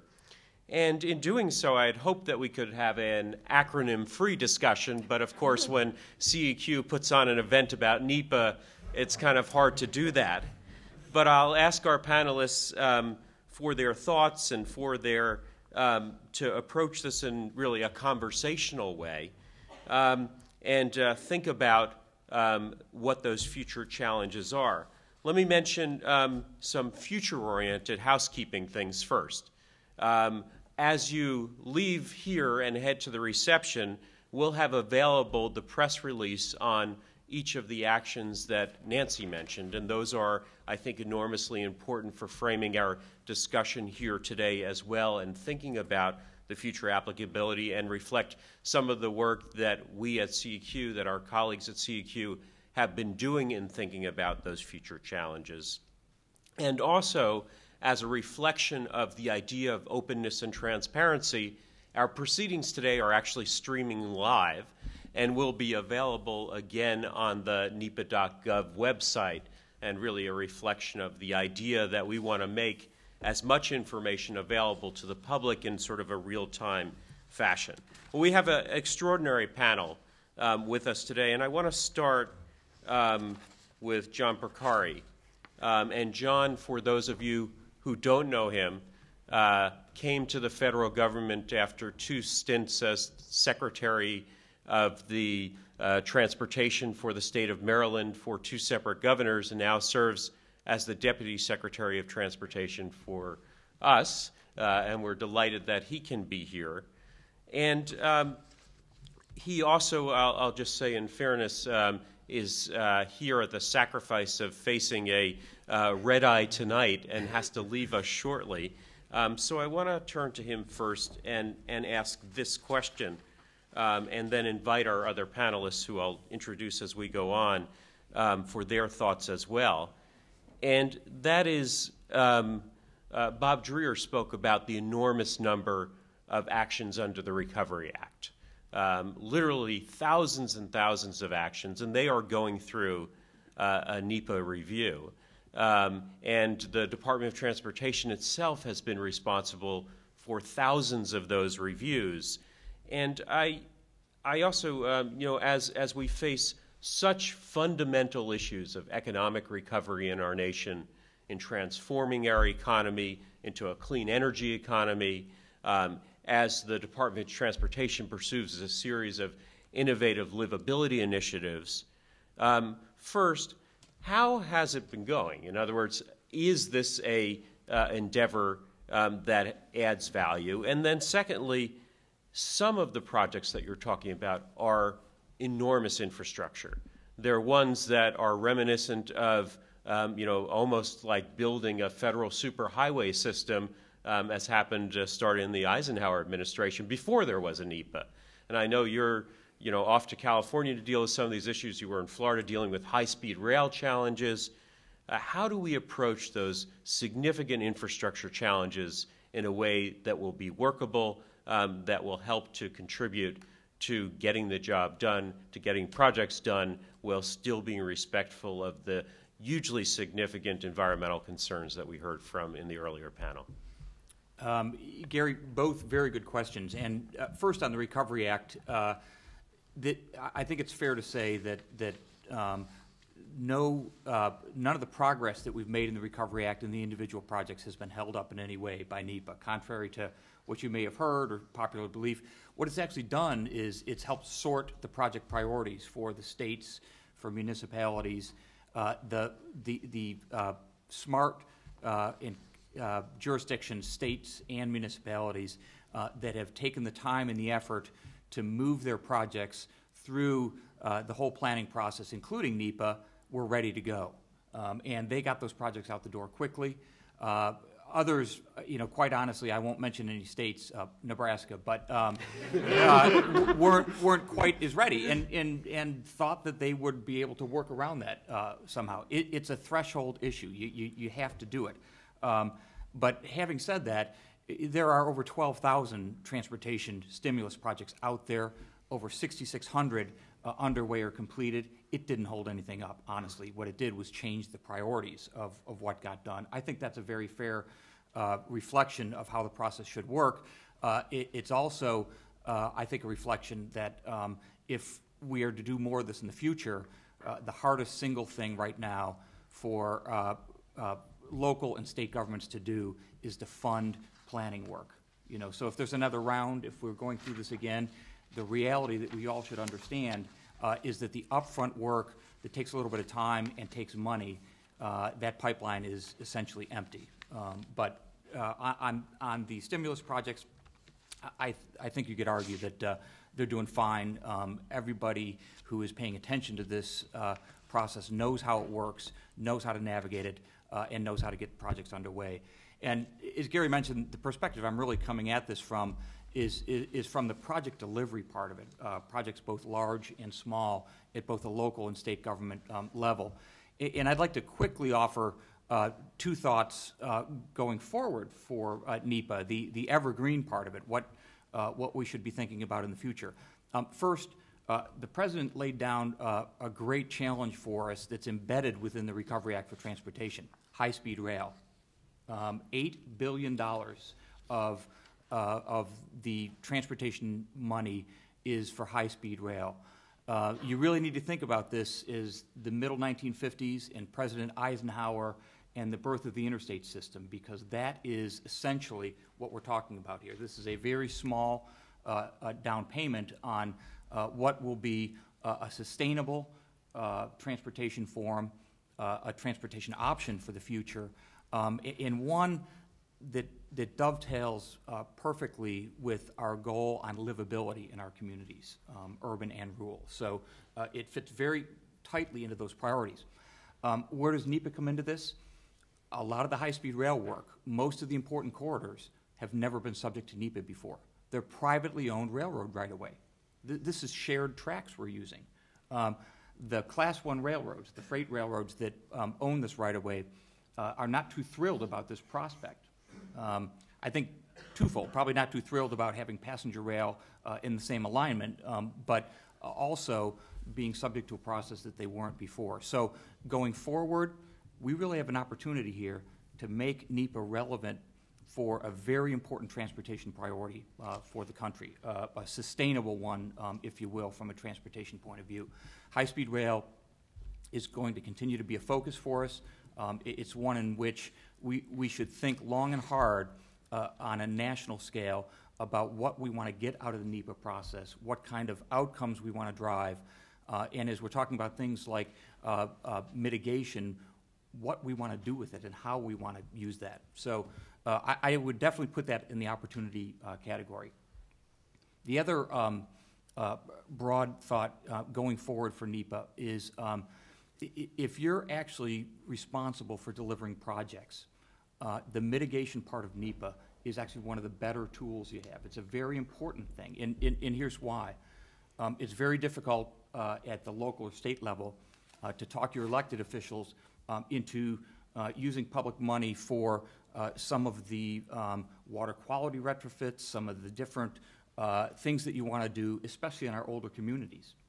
The environmental justice part of it in particular, it's very difficult to do that. A good NEPA document where you do the mitigation right is an outstanding opportunity to take care of some larger issues. And very quickly, let me tell you a tale about two projects, both within about 10 miles from here, both of which I've been involved in, both costing $2.5 billion. The Woodrow Wilson Bridge, I-95 over the Potomac River, and the Intercounty Connector, a 14-mile road connecting I-270 and 95. Look what the NEPA process was able to do for the Woodrow Wilson Bridge. We use that mitigation to clean up parts of the Anacostia, to, for example, take old illegal dumps and landfills in the river, remove them, restore wetlands, build bike trails, put water quality devices in tributaries of the Anacostia that are our older communities and don't have any. That was very conscious. That's a way that the NEPA process can help with, you can call it environmental justice, you can call it urban revitalization, you can call it livable communities, but with those larger goals. And going forward, we really ought to think about it that way. In contrast, Intercounty Connector, $2.5 billion project, $370 million worth of mitigation, more mitigation arguably than would have been required, but where was it done? It was done in Upper Montgomery County. It was done in some stream valleys that could use it, but quite frankly weren't the most severely degraded. And I contrast those two because as you're doing those projects, you have the ability to actually shape that and to use that for larger ends. And going forward, we ought to be smarter and more sophisticated about how we do that. Other comments by panelists on this point? I'll make one comment. I cut my teeth as a young environmental lawyer representing the Sierra Club in a case some of you may remember called Westway, which was a proposed highway in the west side of Manhattan which never got built. And I think that one of the lessons of that is that the principal reason why the NEPA process often takes so long and can end unhappily is when agencies are trying to avoid doing the right thing. Westway was a classic case where the Corps of Engineers did not do the studies it should have, and it took years and years and years, and finally the case was the highway died because there hadn't been sufficient analysis of the impact of the striped bass. Today, I think we would be driving on Westway had the EIS process been done right by the agency. Instead, it sleeps with the fishes. And so I think that's a very important lesson to agencies. The way to do it fast is to do it right. Thanks. And I cut my teeth defending the Army Corps of Engineers on Westway. So I am delighted to be on this side of the discussion now. But Ken, I know you had comments as well. I want to switch for a moment in that Woodrow Wilson Bridge example to the difference between impacts and sustainability. A lot of folks around the world, while they've copied NEPA, have commented on the U.S. focus on impacts, which they see as negative, always trying to say what's wrong with something. And I don't know how many folks have listened to the Honda ads where the engineer is saying, you know, the reason we should stop using oil is not because we've run out of it, but because there's a better way. And that's what NEPA is about. That's what it's about from the beginning, was finding a better way to live in productive harmony. And it emulates the private decision-making process. A CEO, a manager says, hey, what are my goals and objectives? What are my options for meeting them? And what are the pros and cons? They don't start with the impacts. They start with where they want to go. And I think that's really a key to thinking about NEPA, is not environmental impact statement, but how do we get to sustainability? How do we look at what we want to do? What are the ways of getting there? That's very helpful, and I think that's a really good transition to my next question, which is for Sheila Foster. And just by way of introduction, for those of you who don't know Sheila, she serves as the Associate Dean for Academic Affairs at Fordham Law. She also is the, and I want to make sure I get this right, the Albert A. Walsh Professor of Law at Fordham Law, And if that were not enough, she's the co-director of the Stein Center for Law and Ethics at Fordham University Law School. And she has a distinguished career of scholarship that's dedicated to exploring the intersection of civil rights and environmental law. And what I want to focus on for a minute is really the who of NEPA going forward. Who's affected? Does NEPA do an adequate job of bringing affected communities into the process? Does it provide the tools for that? Can it do a better job of that?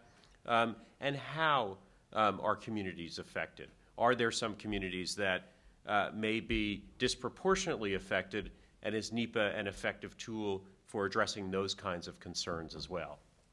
And while you speak, I'm going to move over to the table so we can make this even more of a conversation now that John has gone for his red eye. All right. Thank you for that question, and I'm happy to be here. And I just want to say by way of introduction as well that one of my claims to fame is working with Michael Gerard and being a co-editor on an ABA book on the law of environmental justice, which includes a couple of chapters on NEPA. And my background is that I've worked with a number of communities, primarily on the East Coast, Camden, Harlem, and other communities, on issues around the phenomenon of environmental justice, communities who experience multiple environmental stressors and want those impacts recognized under environmental law, and also want a voice in the process, want to have a meaningful or to have meaningful influence on the decisions that impact their communities. And so I come from that type of work. And so this broader question, I think, really fits in well with my experience, because from the perspective of, in particular, I think, communities who are less connected to their local governments, to the political process, to the agencies who make these decisions, I think NEPA is very important. And its state counterparts have been very important in two ways.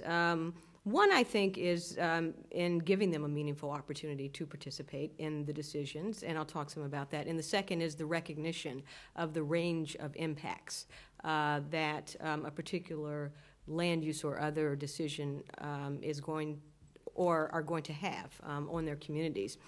And on the first, I think the good news is that NEPA and its state counterparts, as far as environmental laws go, and really any, I think, applicable law with regard to particular land use decisions, but any other decision affecting the environment, provides the broadest and deepest opportunity for these communities and affected communities to have a voice in the process. At every step of the EIS process and under certain state, many NEPAs, even earlier, these communities can have a say in both, defining what the impacts are, as well as framing the type of communities and problems that they have and how a proposed project will have. The downside on the issue of participation, I think, is that, and someone mentioned this earlier, is that often this opportunity doesn't come early enough in the process to have a meaningful influence. Planning processes occur or start much earlier than the community is given an opportunity to really partake in. And in fact, the project and its outcome have largely been defined and determined, right, by the time these processes start. The second sort of downside, I think, is the accessibility of the documents and the process itself. One of the, I think, bellwethers legally of the environmental justice, both the movement and litigation, was a California case in 1991 in Kettleman City, where the California courts interpreted the state mini NEPA to require translation of EIS and related documents in Spanish in a community that was 95% Latino, and to provide interpreters at the public hearings. So on the one hand, affected communities have a meaningful opportunity, but it doesn't come early enough, and there are real accessibility issues. NEPA has also been, I think, a bright spot in an otherwise uneven legal terrain with regard to recognizing a broad range of impacts on an affected community from a proposed project. CEQ and certainly state courts and many NEPAs are written this way, have broadly interpreted what an environmental impact is, including cultural impacts. If you live in a community with subsistent fishers, for instance, what is the impact of a potential project on that type of cultural practice? There are cases, for instance, again in California under its mini NEPAs that have required the consideration of economic impacts when there's a big box retailer coming into a metropolitan area. The courts are requiring that there's a consideration of job losses in the inner city, in the urban center, as well as quote-unquote urban decay. In New York, a early 90s case, again under the state NEPA law, said that one must consider the effects on gentrification of a proposed project in a Chinese community. So again, the bright spot of NEPA, one of the bright spots, I think, for affected communities is this broad consideration of impacts. The critique, again, the downside is that while these impacts are cataloged and considered and disclosed, there's a real question about, in the end, do they really alter the ultimate, decision? This idea that NEPA has no teeth, that it's largely a procedural exercise, and that in the end result, the die is cast, right, from the beginning. I think there are a couple counterexamples to that. One is the Louisiana Energy Services case, where the Nuclear Regulatory Commission sort of twice rejected an EIS in a poor community in Louisiana, African-American community, because the EIS did not consider the impact of a road closure between two African-American communities that were going to be affected. Both socially on the community, the importance of mobility between the communities, and the physical closure itself. And that sort of procedural exercise had an outcome determinative effect because the developer ultimately walked away from that project and later did receive a permit to rebuild or to build the facility, but in New Mexico. So I think that, again, to sum up, affected communities have a meaningful role in the process. There's some not early enough. We might think about going forward how we can make communities more partners in the process or more proactive versus reactive in the process. I think this goes to an earlier comment.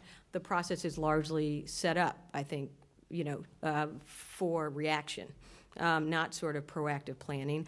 And secondly, how we might be creative about impact. So for climate change, one issue I think with urban and other communities and coastal communities is the impact of a proposed project on adaptation issues, the ability of vulnerable communities to adapt to climate change. So I'll stop there. Great, thank you. Any other comments on this issue of inclusiveness and community participation from other panelists? Well, I'll reaffirm that what Sheila said about the environmental review process often comes much too late. By the time there's a preparation of an EIS on whether to build on where to build a power plant, the question of whether to build a power plant has already been decided. There's a great line from Amory Lovin saying that what people want is not really electricity or steam. What they want are hot showers, cold beer, illumination, and mobility. You go into a hardware store and you think you want to buy a drill. What you really want to buy is a hole. There is just too little attention paid early in the process to whether these facilities that will have a significant adverse environmental impact are really needed or whether there's some better way. And obviously that ties very closely to one of the great challenges coming up, greenhouse gas analysis. Great. Well, we will talk about greenhouse gas analysis, I hope. But let me turn then to Cass Sunstein, the administrator of the Office of Information and Regulatory Affairs at the Office of Management and Budget here at the White House. And Cass, as many of you know, has been one of the most prolific academics writing about a wide variety of environmental law issues, administrative law issues, constitutional law issues, behavioral economics issues, among other things. And he did that from a very long time perch at Chicago Law School, and then as the Felix Frankfurter Professor of Law at Harvard Law School. I just like saying that. I feel this is almost like a Marx Brothers movie, Professor, Professor, Professor. Cass, let me ask you about the in many ways, what Sheila was alluding to was, and what Michael was just alluding to, was that NEPA has sort of been put in this procedural box. It's not, we've been told repeatedly, a substantive statute that drives substantive outcomes, and it's a procedural box that's an informational statute in many ways.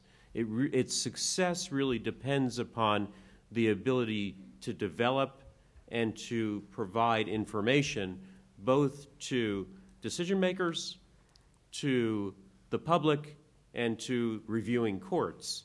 And as you think about information, both from your past in academia and your work here at the White House, do you have thoughts about the way that NEPA can be most effective in using that information? How do you see that information developing in new and novel ways in the future?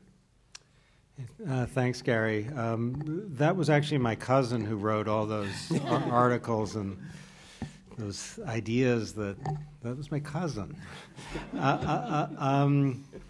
The president issued a few memoranda in January of 2009 that were about information disclosure, and for every one of them, at least my association went directly to NEPA. So let me sketch what his three principal ideas were and say a little bit about their connection to the present and future of NEPA. Really visionary statute, maybe the most visionary of the environmental statutes. The first idea, quoting Justice Brandeis, is that sunlight is the best of disinfectants. So the simple notion is that if you put a spotlight on something, you can make it better, whether the institution's private or public. That was what Brandeis had in mind. The second idea from the president is that disclosure, information disclosure, can provide people with information they can readily find and use. His words. So you can look at some of the things that have happened over the last year, and you can see material involving safety of toys or usability of car seats or emissions of various pollutants on the EPA website that people can find and use in their daily lives. The president signaled that in January.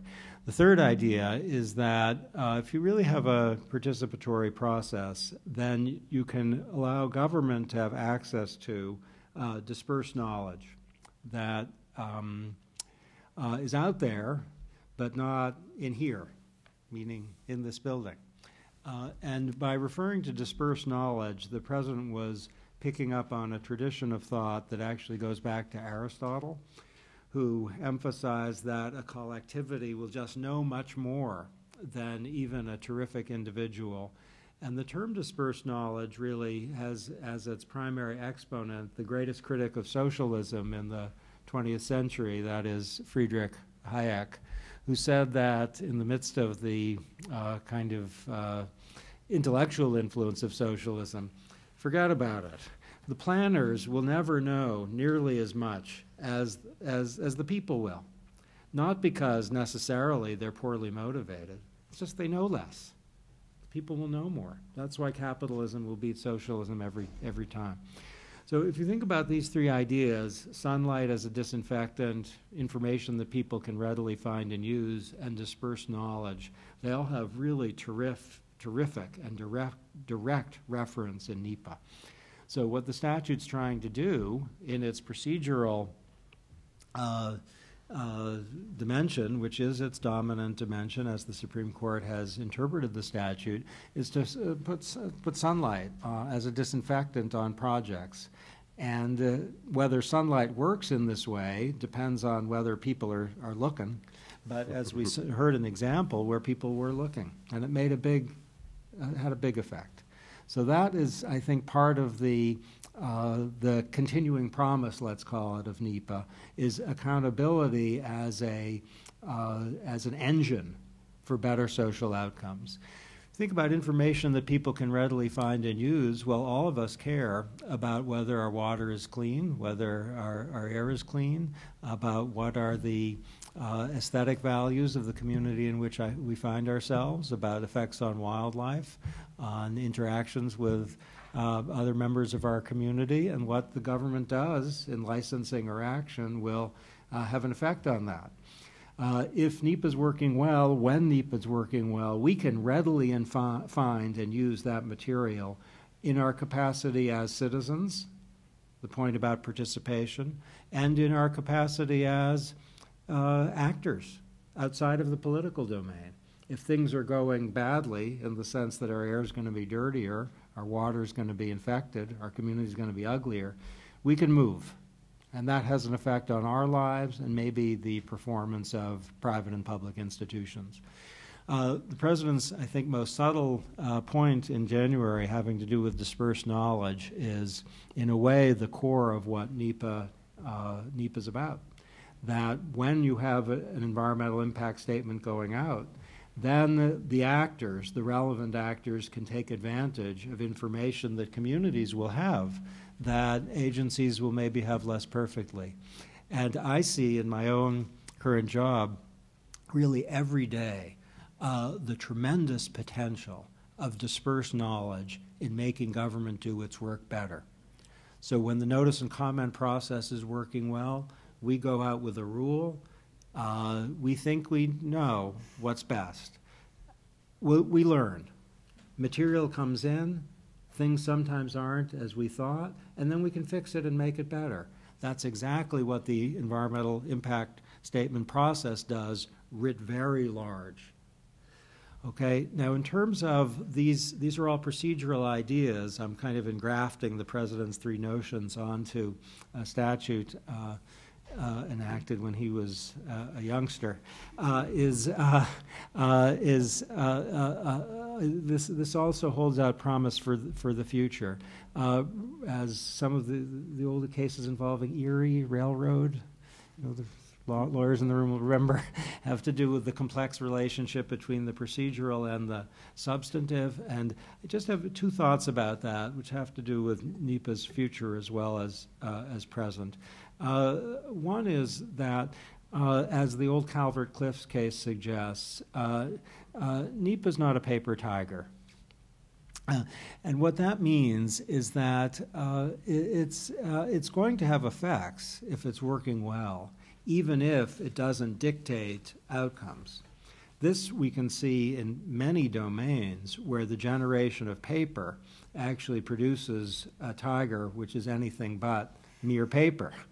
And so the idea is, if the process is working well, when it's working well, the environmental effects are actually embedded in the decision-making of the relevant authority. And the Department of Transportation, we saw some examples of that happening, where you learn about the environmental effects, and that actually can affect how you go about your business. It can produce innovative, creative, not theretofore imagined solutions to social problems. And that can be kind of small. You can see, well, what if you do the road a different way? Or it can be very large. Okay, that's I think, the visionary aspect of NEPA, actually embedding the environmental effects into the decisions before they're made. And that is a challenge, but to an increasing degree, casual observation suggests it's actually happening. The second point really connects beautifully with one of the three bits of exciting news we have today, and that is the guidance which CEQ has issued today, draft guidance, and notably draft guidance for public comment, very much in the spirit of the three ideas the President led with in January 2009, and the spirit of NEPA's participatory framework. And that guidance suggests we want to make sure when there's a finding of no significant environmental impact that there's some sort of mechanism for reporting and monitoring to make sure that that's actually right. Now, what NEPA is at its heart is, at its inception, and continues to this day, a prospective. You make a prospective analysis of the environmental effect. But sometimes the prospective turns out to be defined by actual experience, and sometimes a finding of no significant environmental impact, while done in good faith based on the best evidence available at the time, it's just not so. And the knowledge that it's not so, as the Deputy Secretary of Transportation suggested in another context, can lead you to make it so. So if you see the finding of no significant environmental effect is not matching reality as the program's emerging, then you can maybe move in different and better directions. So the simple thought is, if we kind of merge some of the President's very forward-leaning suggestions in January with the vision that NEPA offers us, we might be able to move simultaneously in two pretty bold directions. One is the embedding on the ground of environmental factors in decisions before they're made. And the other is the continuing attention to environmental considerations in cases in which they look like they're not going to loom large, but maybe as developments progress, they do loom large. Terrific. Thank you. Let me turn to Michael Girard for a follow-on question. And for those of you who don't know Michael, he now serves as the director of the Center for Climate Change Law at Columbia University. Sheila mentioned that they edited a important book together. Michael also served as my editor in the American Bar Association's important book on climate change in U.S. law. And for many, many years was the managing partner of the New York office of Arnold & Porter and a distinguished environmental practitioner, and has also taught, in addition to at Columbia, at places like Yale and New York University. You know, a lot of times it's said you can't boil the ocean. And you know, I wonder, as we think about the environmental challenges of the future, it's hard to ignore the significance of the energy and climate change challenge that our world faces. And I wanted to get your thoughts about the way in which NEPA relates to the greenhouse gas challenge. Can it be a meaningful contributor to addressing the issue? Are there opportunities to help to, as Cass said, embed sort of rational thinking into decisions in advance based upon meaningful, reasonable analysis? Can this be a workable process in trying to fit the greenhouse gas challenge within the rubric of NEPA as we've been understanding it today?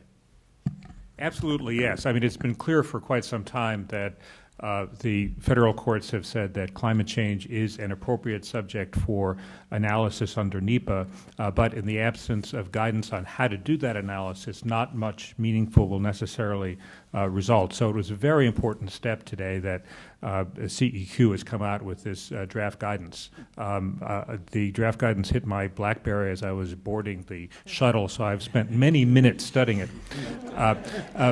But my initial look is very positive. I mean, there's some self-avowed holes in it. It does not address how land management is to be analyzed, and that's an extremely important point. But otherwise, I think that it's one of three initiatives that we've seen come out of this administration just in very recent weeks that I think will add up to a great deal of to plug consideration of greenhouse gases into decision making. This is one.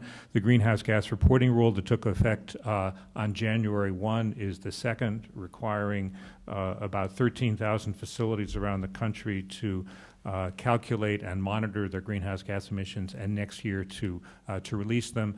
The SEC guidance that just came out a couple of weeks ago is the second, and this new CEQ guidance is the third. And I think it's also very positive that you're using the same thresholds of study and methods of analysis, so that we have a meshing of all of these factors. I think that the more that people are conscious of these of the greenhouse gas implications of what they do at every step of the way, the closer we will be. Now, can I just tie that to a comment on what we just heard from Cass Sunstein? I mean, I think that there's one specific suggestion I would like to make that I think advances all three of the President's objectives, growing out of the other announcement that came today about a new website, NEPA.gov.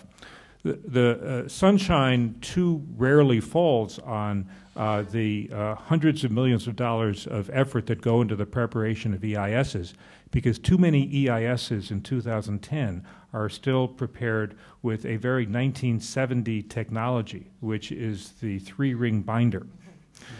Too many EISs end up in filing cabinets, and no one has any idea what's there.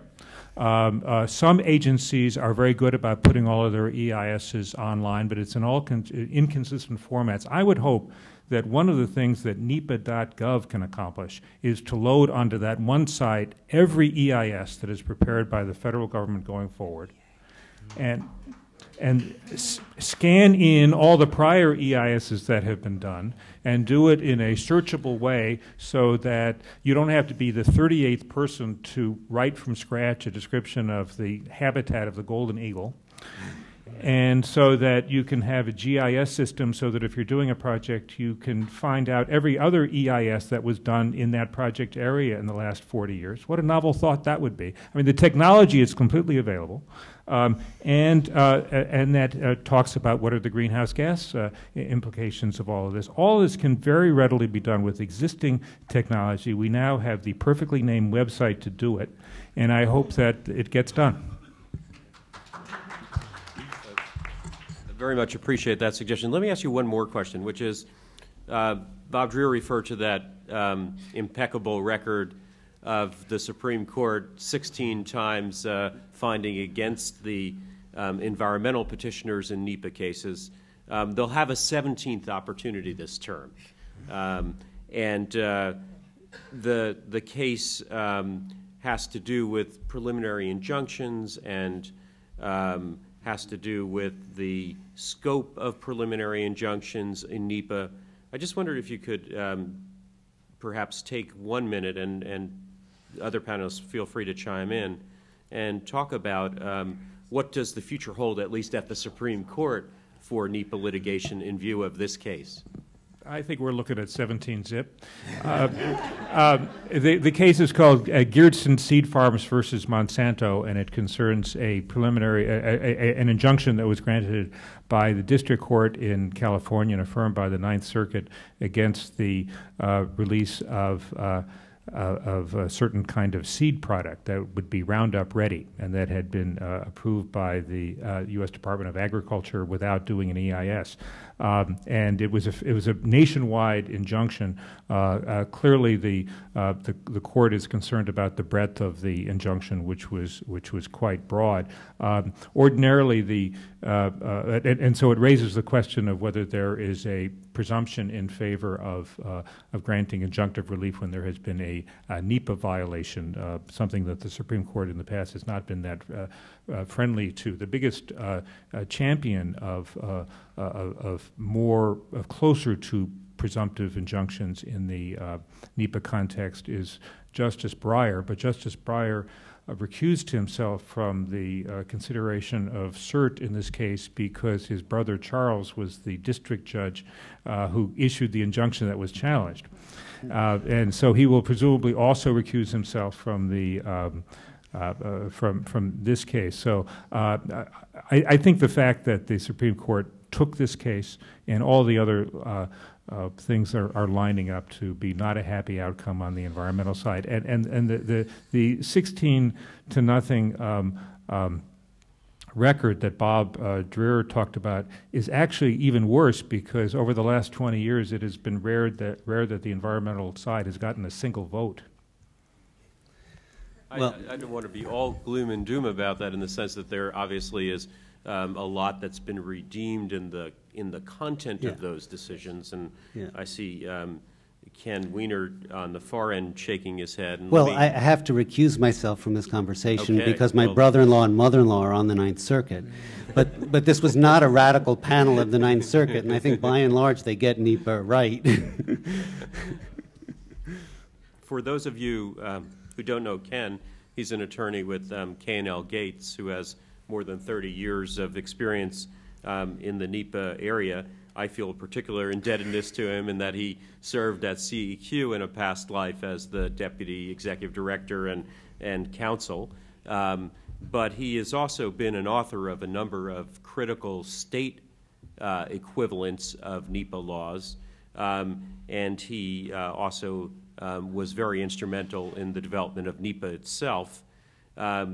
Not only is he sitting the furthest from us, he came probably the furthest to join us because he hails from Seattle and actually was at the Vancouver Olympics, where he was able to see both what worked and perhaps what didn't work about NEPA planning, or Canada's version of NEPA planning, and building sustainability as one of the key elements of the Olympics and one of the requirements that the International Organizing Committee actually now has in Olympics planning. But you know, think back to that time 40 years ago when NEPA passed. There wasn't an EPA, there wasn't a Clean Air Act, there wasn't any one of those detailed codes of federal regulation with all the regulations. And at the same time, people had to actually take to the streets. The first Earth Day, some 20 million people took to the streets. They couldn't go into their living rooms or bedrooms and hop onto their computers to get information. They actually were outside asking for it and demanding it. You know, what's left of NEPA? Let me ask you that. After states, some have been more progressive than the federal government. A number of states have had greenhouse gas guidance in place for some time already. And as you think about those various substantive laws that have been put in place, as well as the wide variety of state NEPA equivalents, or baby NEPAs as they're sometimes called, what do you think is left? What's the promise of NEPA in the future in view of that? Well, that's a real fundamental question, because people struggle with so many environmental requirements under so many laws and plans and statutes, federally, locally, tribally, regionally now, that people really do ask, why do we need to have NEPA anymore? And I think sort of to maybe leave two visual images. One is a safety net. And as Cass was saying earlier, you know, no one is infallible. People don't know everything. What we know about today, we don't necessarily predict tomorrow. It is true that in 1979, CEQ put out a report saying that we had to start getting serious about global warming and climate change. And it's quite a few years later. But still, that was 79. You don't see the words climate. You don't see the same language written explicitly in NEPA today.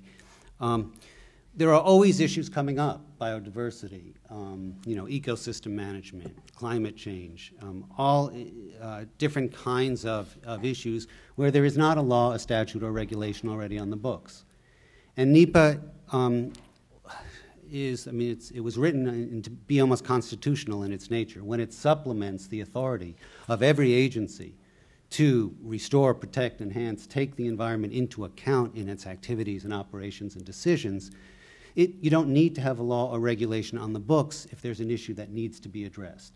And that safety net is definitely one of the critical pieces that NEPA carries forward into the future, because humans are not perfect, and dealing with relationships between people and nature are dynamic. They're not static, they change. I think a second one is the umbrella. And in Washington State, we tend to call it the gaps and the overlaps rather than the safety net and the umbrella. But that first one is about the gaps, and that safety net's there for it. But the second is the comprehensive perspective.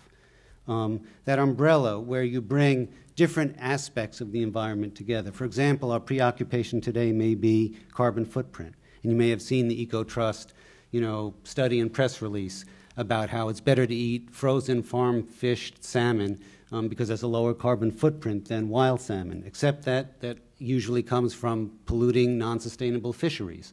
So are you looking at carbon footprint, or are you looking at the environment? NEPA brings that comprehensive perspective and the transparency, the ability to bring it together in one place in a way that people can relate to and use the information. And in that sense, as many people have said, you'd have to reinvent NEPA if it didn't continue to serve that role in the future. And I think the third is accountability. We began to talk about accountability for mitigation measures, for promises that you make. Are you going to follow them? We have all these other laws in place. But how is it that the public or other agencies who are involved in decisions or decision makers understand whether or not you're actually following all of those other laws? And sometimes they don't all fit together neatly. The Endangered Species Act and the Clean Water Act and the Coastal Zone Management Act, they don't always just mesh and match. Even EPA's own laws don't match with each other, as every EPA administrator I know has commented. NEPA provides that ability to put the pieces together and see that whole. And I think all of those functions are vital ones as we look to the future. I think the future of NEPA in that regard comes down to three paths, and I can't really predict which one. I think one path is in some ways more of the same, maybe doing what we do a little better, which is the procedural, the process, the environmental assessment aspect of NEPA, and that's critical. That provides the safety net and the umbrella. I think a second marries the procedural and the substance much better.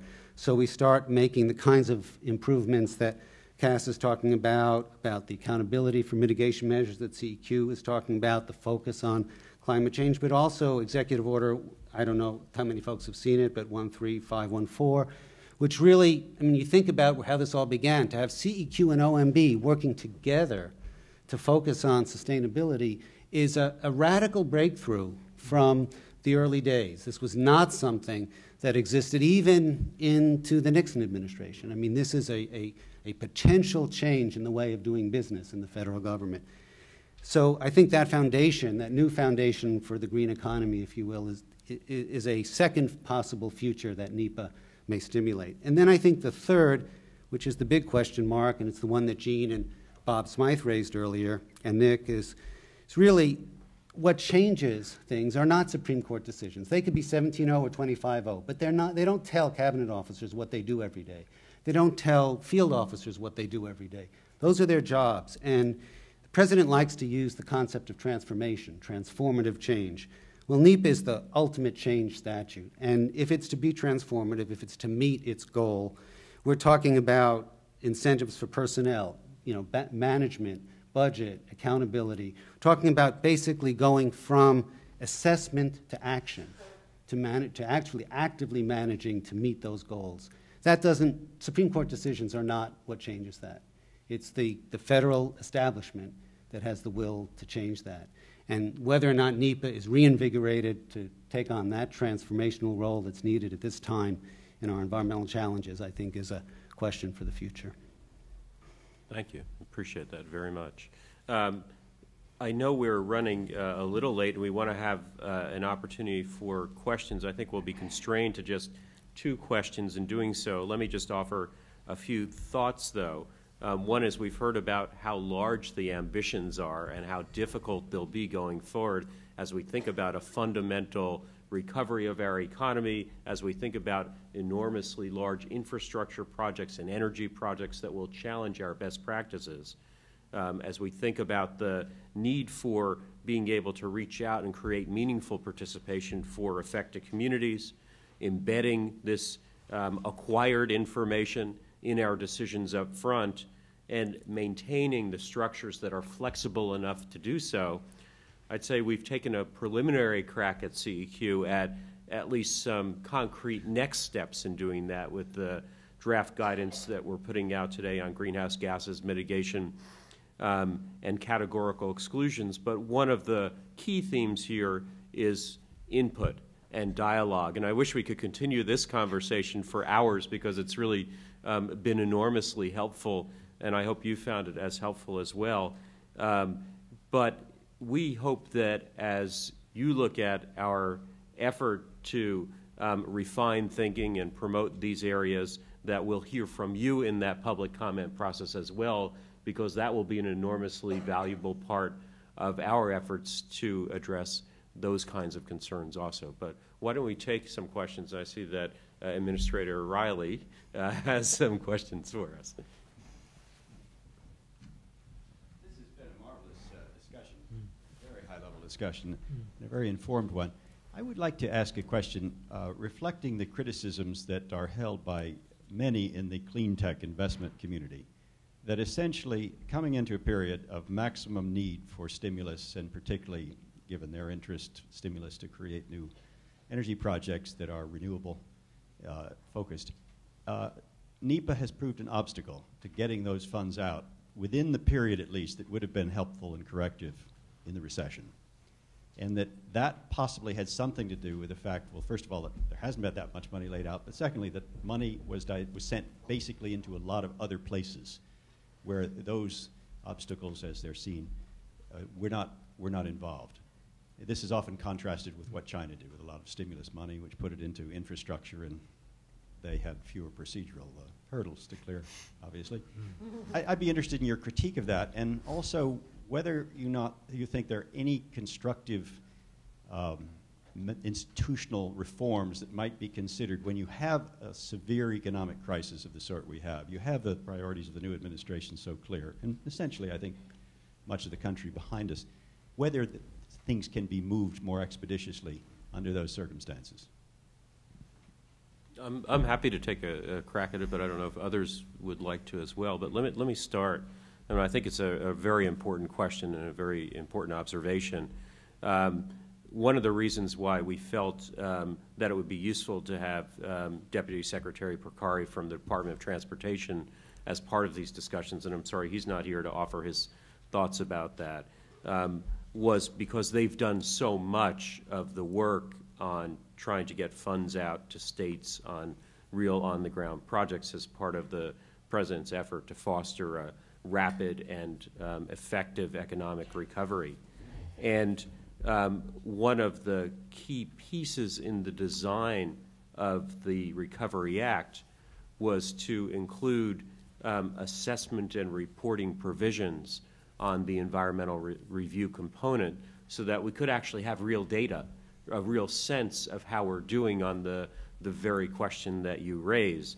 And I think there's no doubt that the administration shares the goal of the importance of getting the recovery funds out quickly, effectively, but being respectful of the environmental review process and the kind of information that's been generated. And this, I think, as of 2 o'clock was up on NEPA.gov for you to see in reports that were made to Congress, and I think we're up to our 4th report now, is that there have been some 160,000 discrete funding decisions that have been made that have gone through the NEPA process, and they've gone through that process effectively and expeditiously, and in many instances, as Deputy Secretary Percari said, that process helped to really prioritize the need of those projects so that the money could be deployed in as meaningful a way as possible. And that certainly is the vision, and that's the hope, and I don't want to pretend that it's been perfect in every instance and that we don't have lessons that can be learned, and we are eager to hear about and think about ways that we can improve those processes, and really are, as part of this effort on the draft guidance that we've put out, in very vigorous discussions with a number of our federal agency partners in thinking about how can we do this as effectively as possible. How do we, given the breadth of the transformation that needs to occur, how do we make sure that this process is done so that it's not an impediment, so that it in fact is more than a paper exercise, so that it will be meaningful and continue to add value. But let me just ask if anyone else on the panel has thoughts about it. I think it's a bit of a conundrum between short-term and long-term. And the reason is if we had a longer-term template, we could move forward with projects because it fit within something. And so as pointed out earlier, we haven't got that in place. So when we think about energy projects that are large central station type projects, people will raise the question, is it in the right place? Because it can have a lot of problems if it's not planned well. For ones where we see things coming, sometimes, particularly at the state and local level, there have been good planning processes, so you plug that right in and move forward. I think it's tougher to move the federal situation along the same way. And you may recall a study in the early 70s where we had a water crisis and burning rivers on wastewater treatment, and EPA was putting a lot of sewage treatment plant money out. And the study found that the environmental assessment process, while it caused some plants to take longer, ended up saving federal dollars and producing better environmental results because the off-the-shelf plans were overbuilt and overdesigned for what they were trying to do.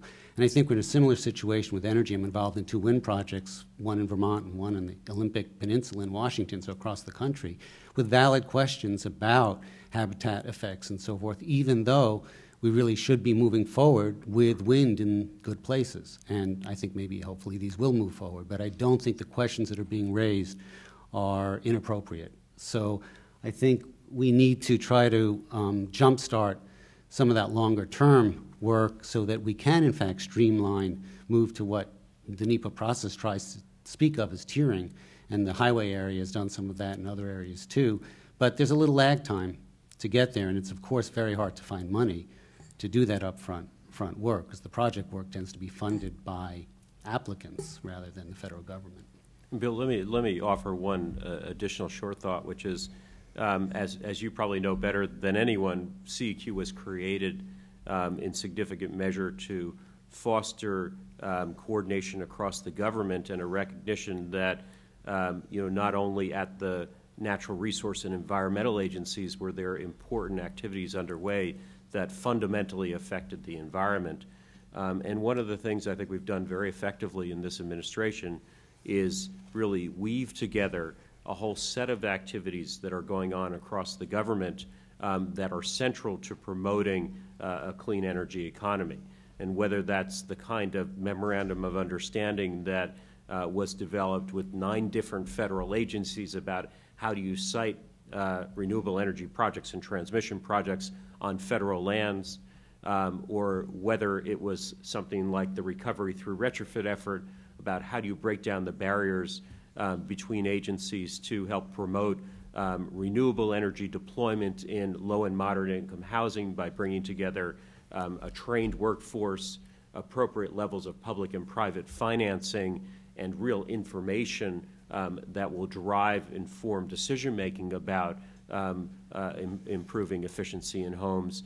There's been this real effort to reach across and coordinate and look for barriers to that transformation and really try and tackle those barriers as well.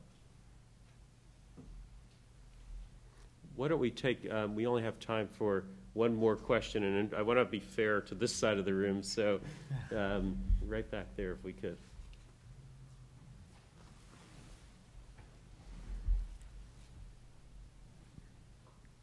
This is a question that's kind of a back to the future type question, and it's also for CEQ.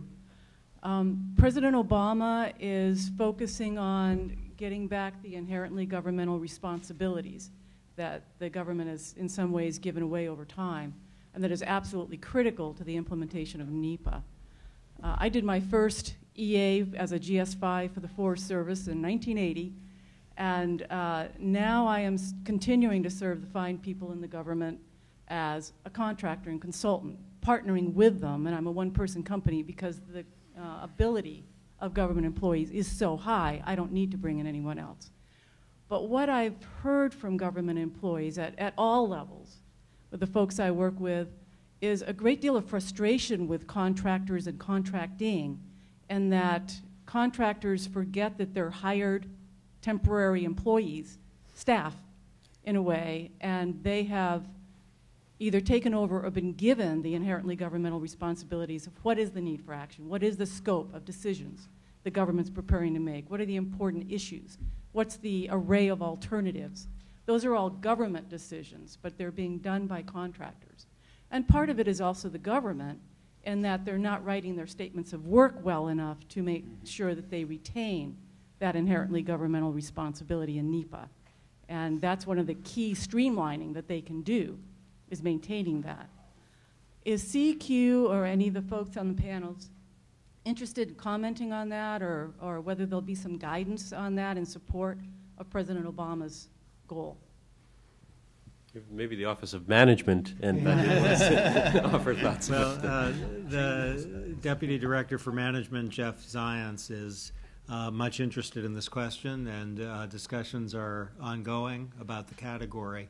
It's an extremely interesting category, the category of inherently governmental functions, and it has a little bit of backing by intuitions, in the sense that we know, for example, that very high-level policy decisions can't be contracted out. And we know that there are certain functions that it's highly desirable, there are economies to allowing those to be contracted out. And a real challenge is to try to get behind the intuitions to find out whether there's some sort of theory that is implicitly at work and helps explain the intuitions, helps explain why some cases are easy, some cases are hard, why the easy ones fall out on both sides of the line, and why the ones are hard. So what I would say is this is something that OMB is much interested in, that we're alert to the risks to which you point. It certainly has some implications for CEQ issues. And the question on which help is sought is how we go beyond intuitions and anecdotes. Try to be kind of disciplined about the theory and to be data-driven with respect to what's exactly worrying us. And I would just add that one thing that I've found enormously heartening as I've joined from the administration from the private sector, as Jeff Zients has likewise, is the degree of cooperation and coordination there is between the performance-oriented side of the Office of Management and Budget and the work that we're doing at CEQ across a whole variety of areas, the executive order implementation and thinking about challenges like this. So I appreciate the comment very much, and it's something that we are certainly thinking about. Let me thank the panelists for really what's been a marvelous discussion and really an illuminating one. And we can just all stay put and turn the floor back over to Nancy, please.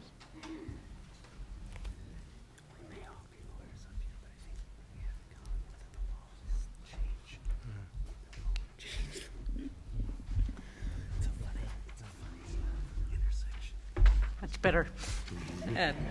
Thank you, and again, just thanks to our two panels, fantastic panels, and our speakers, our moderators. So please give them a round of applause.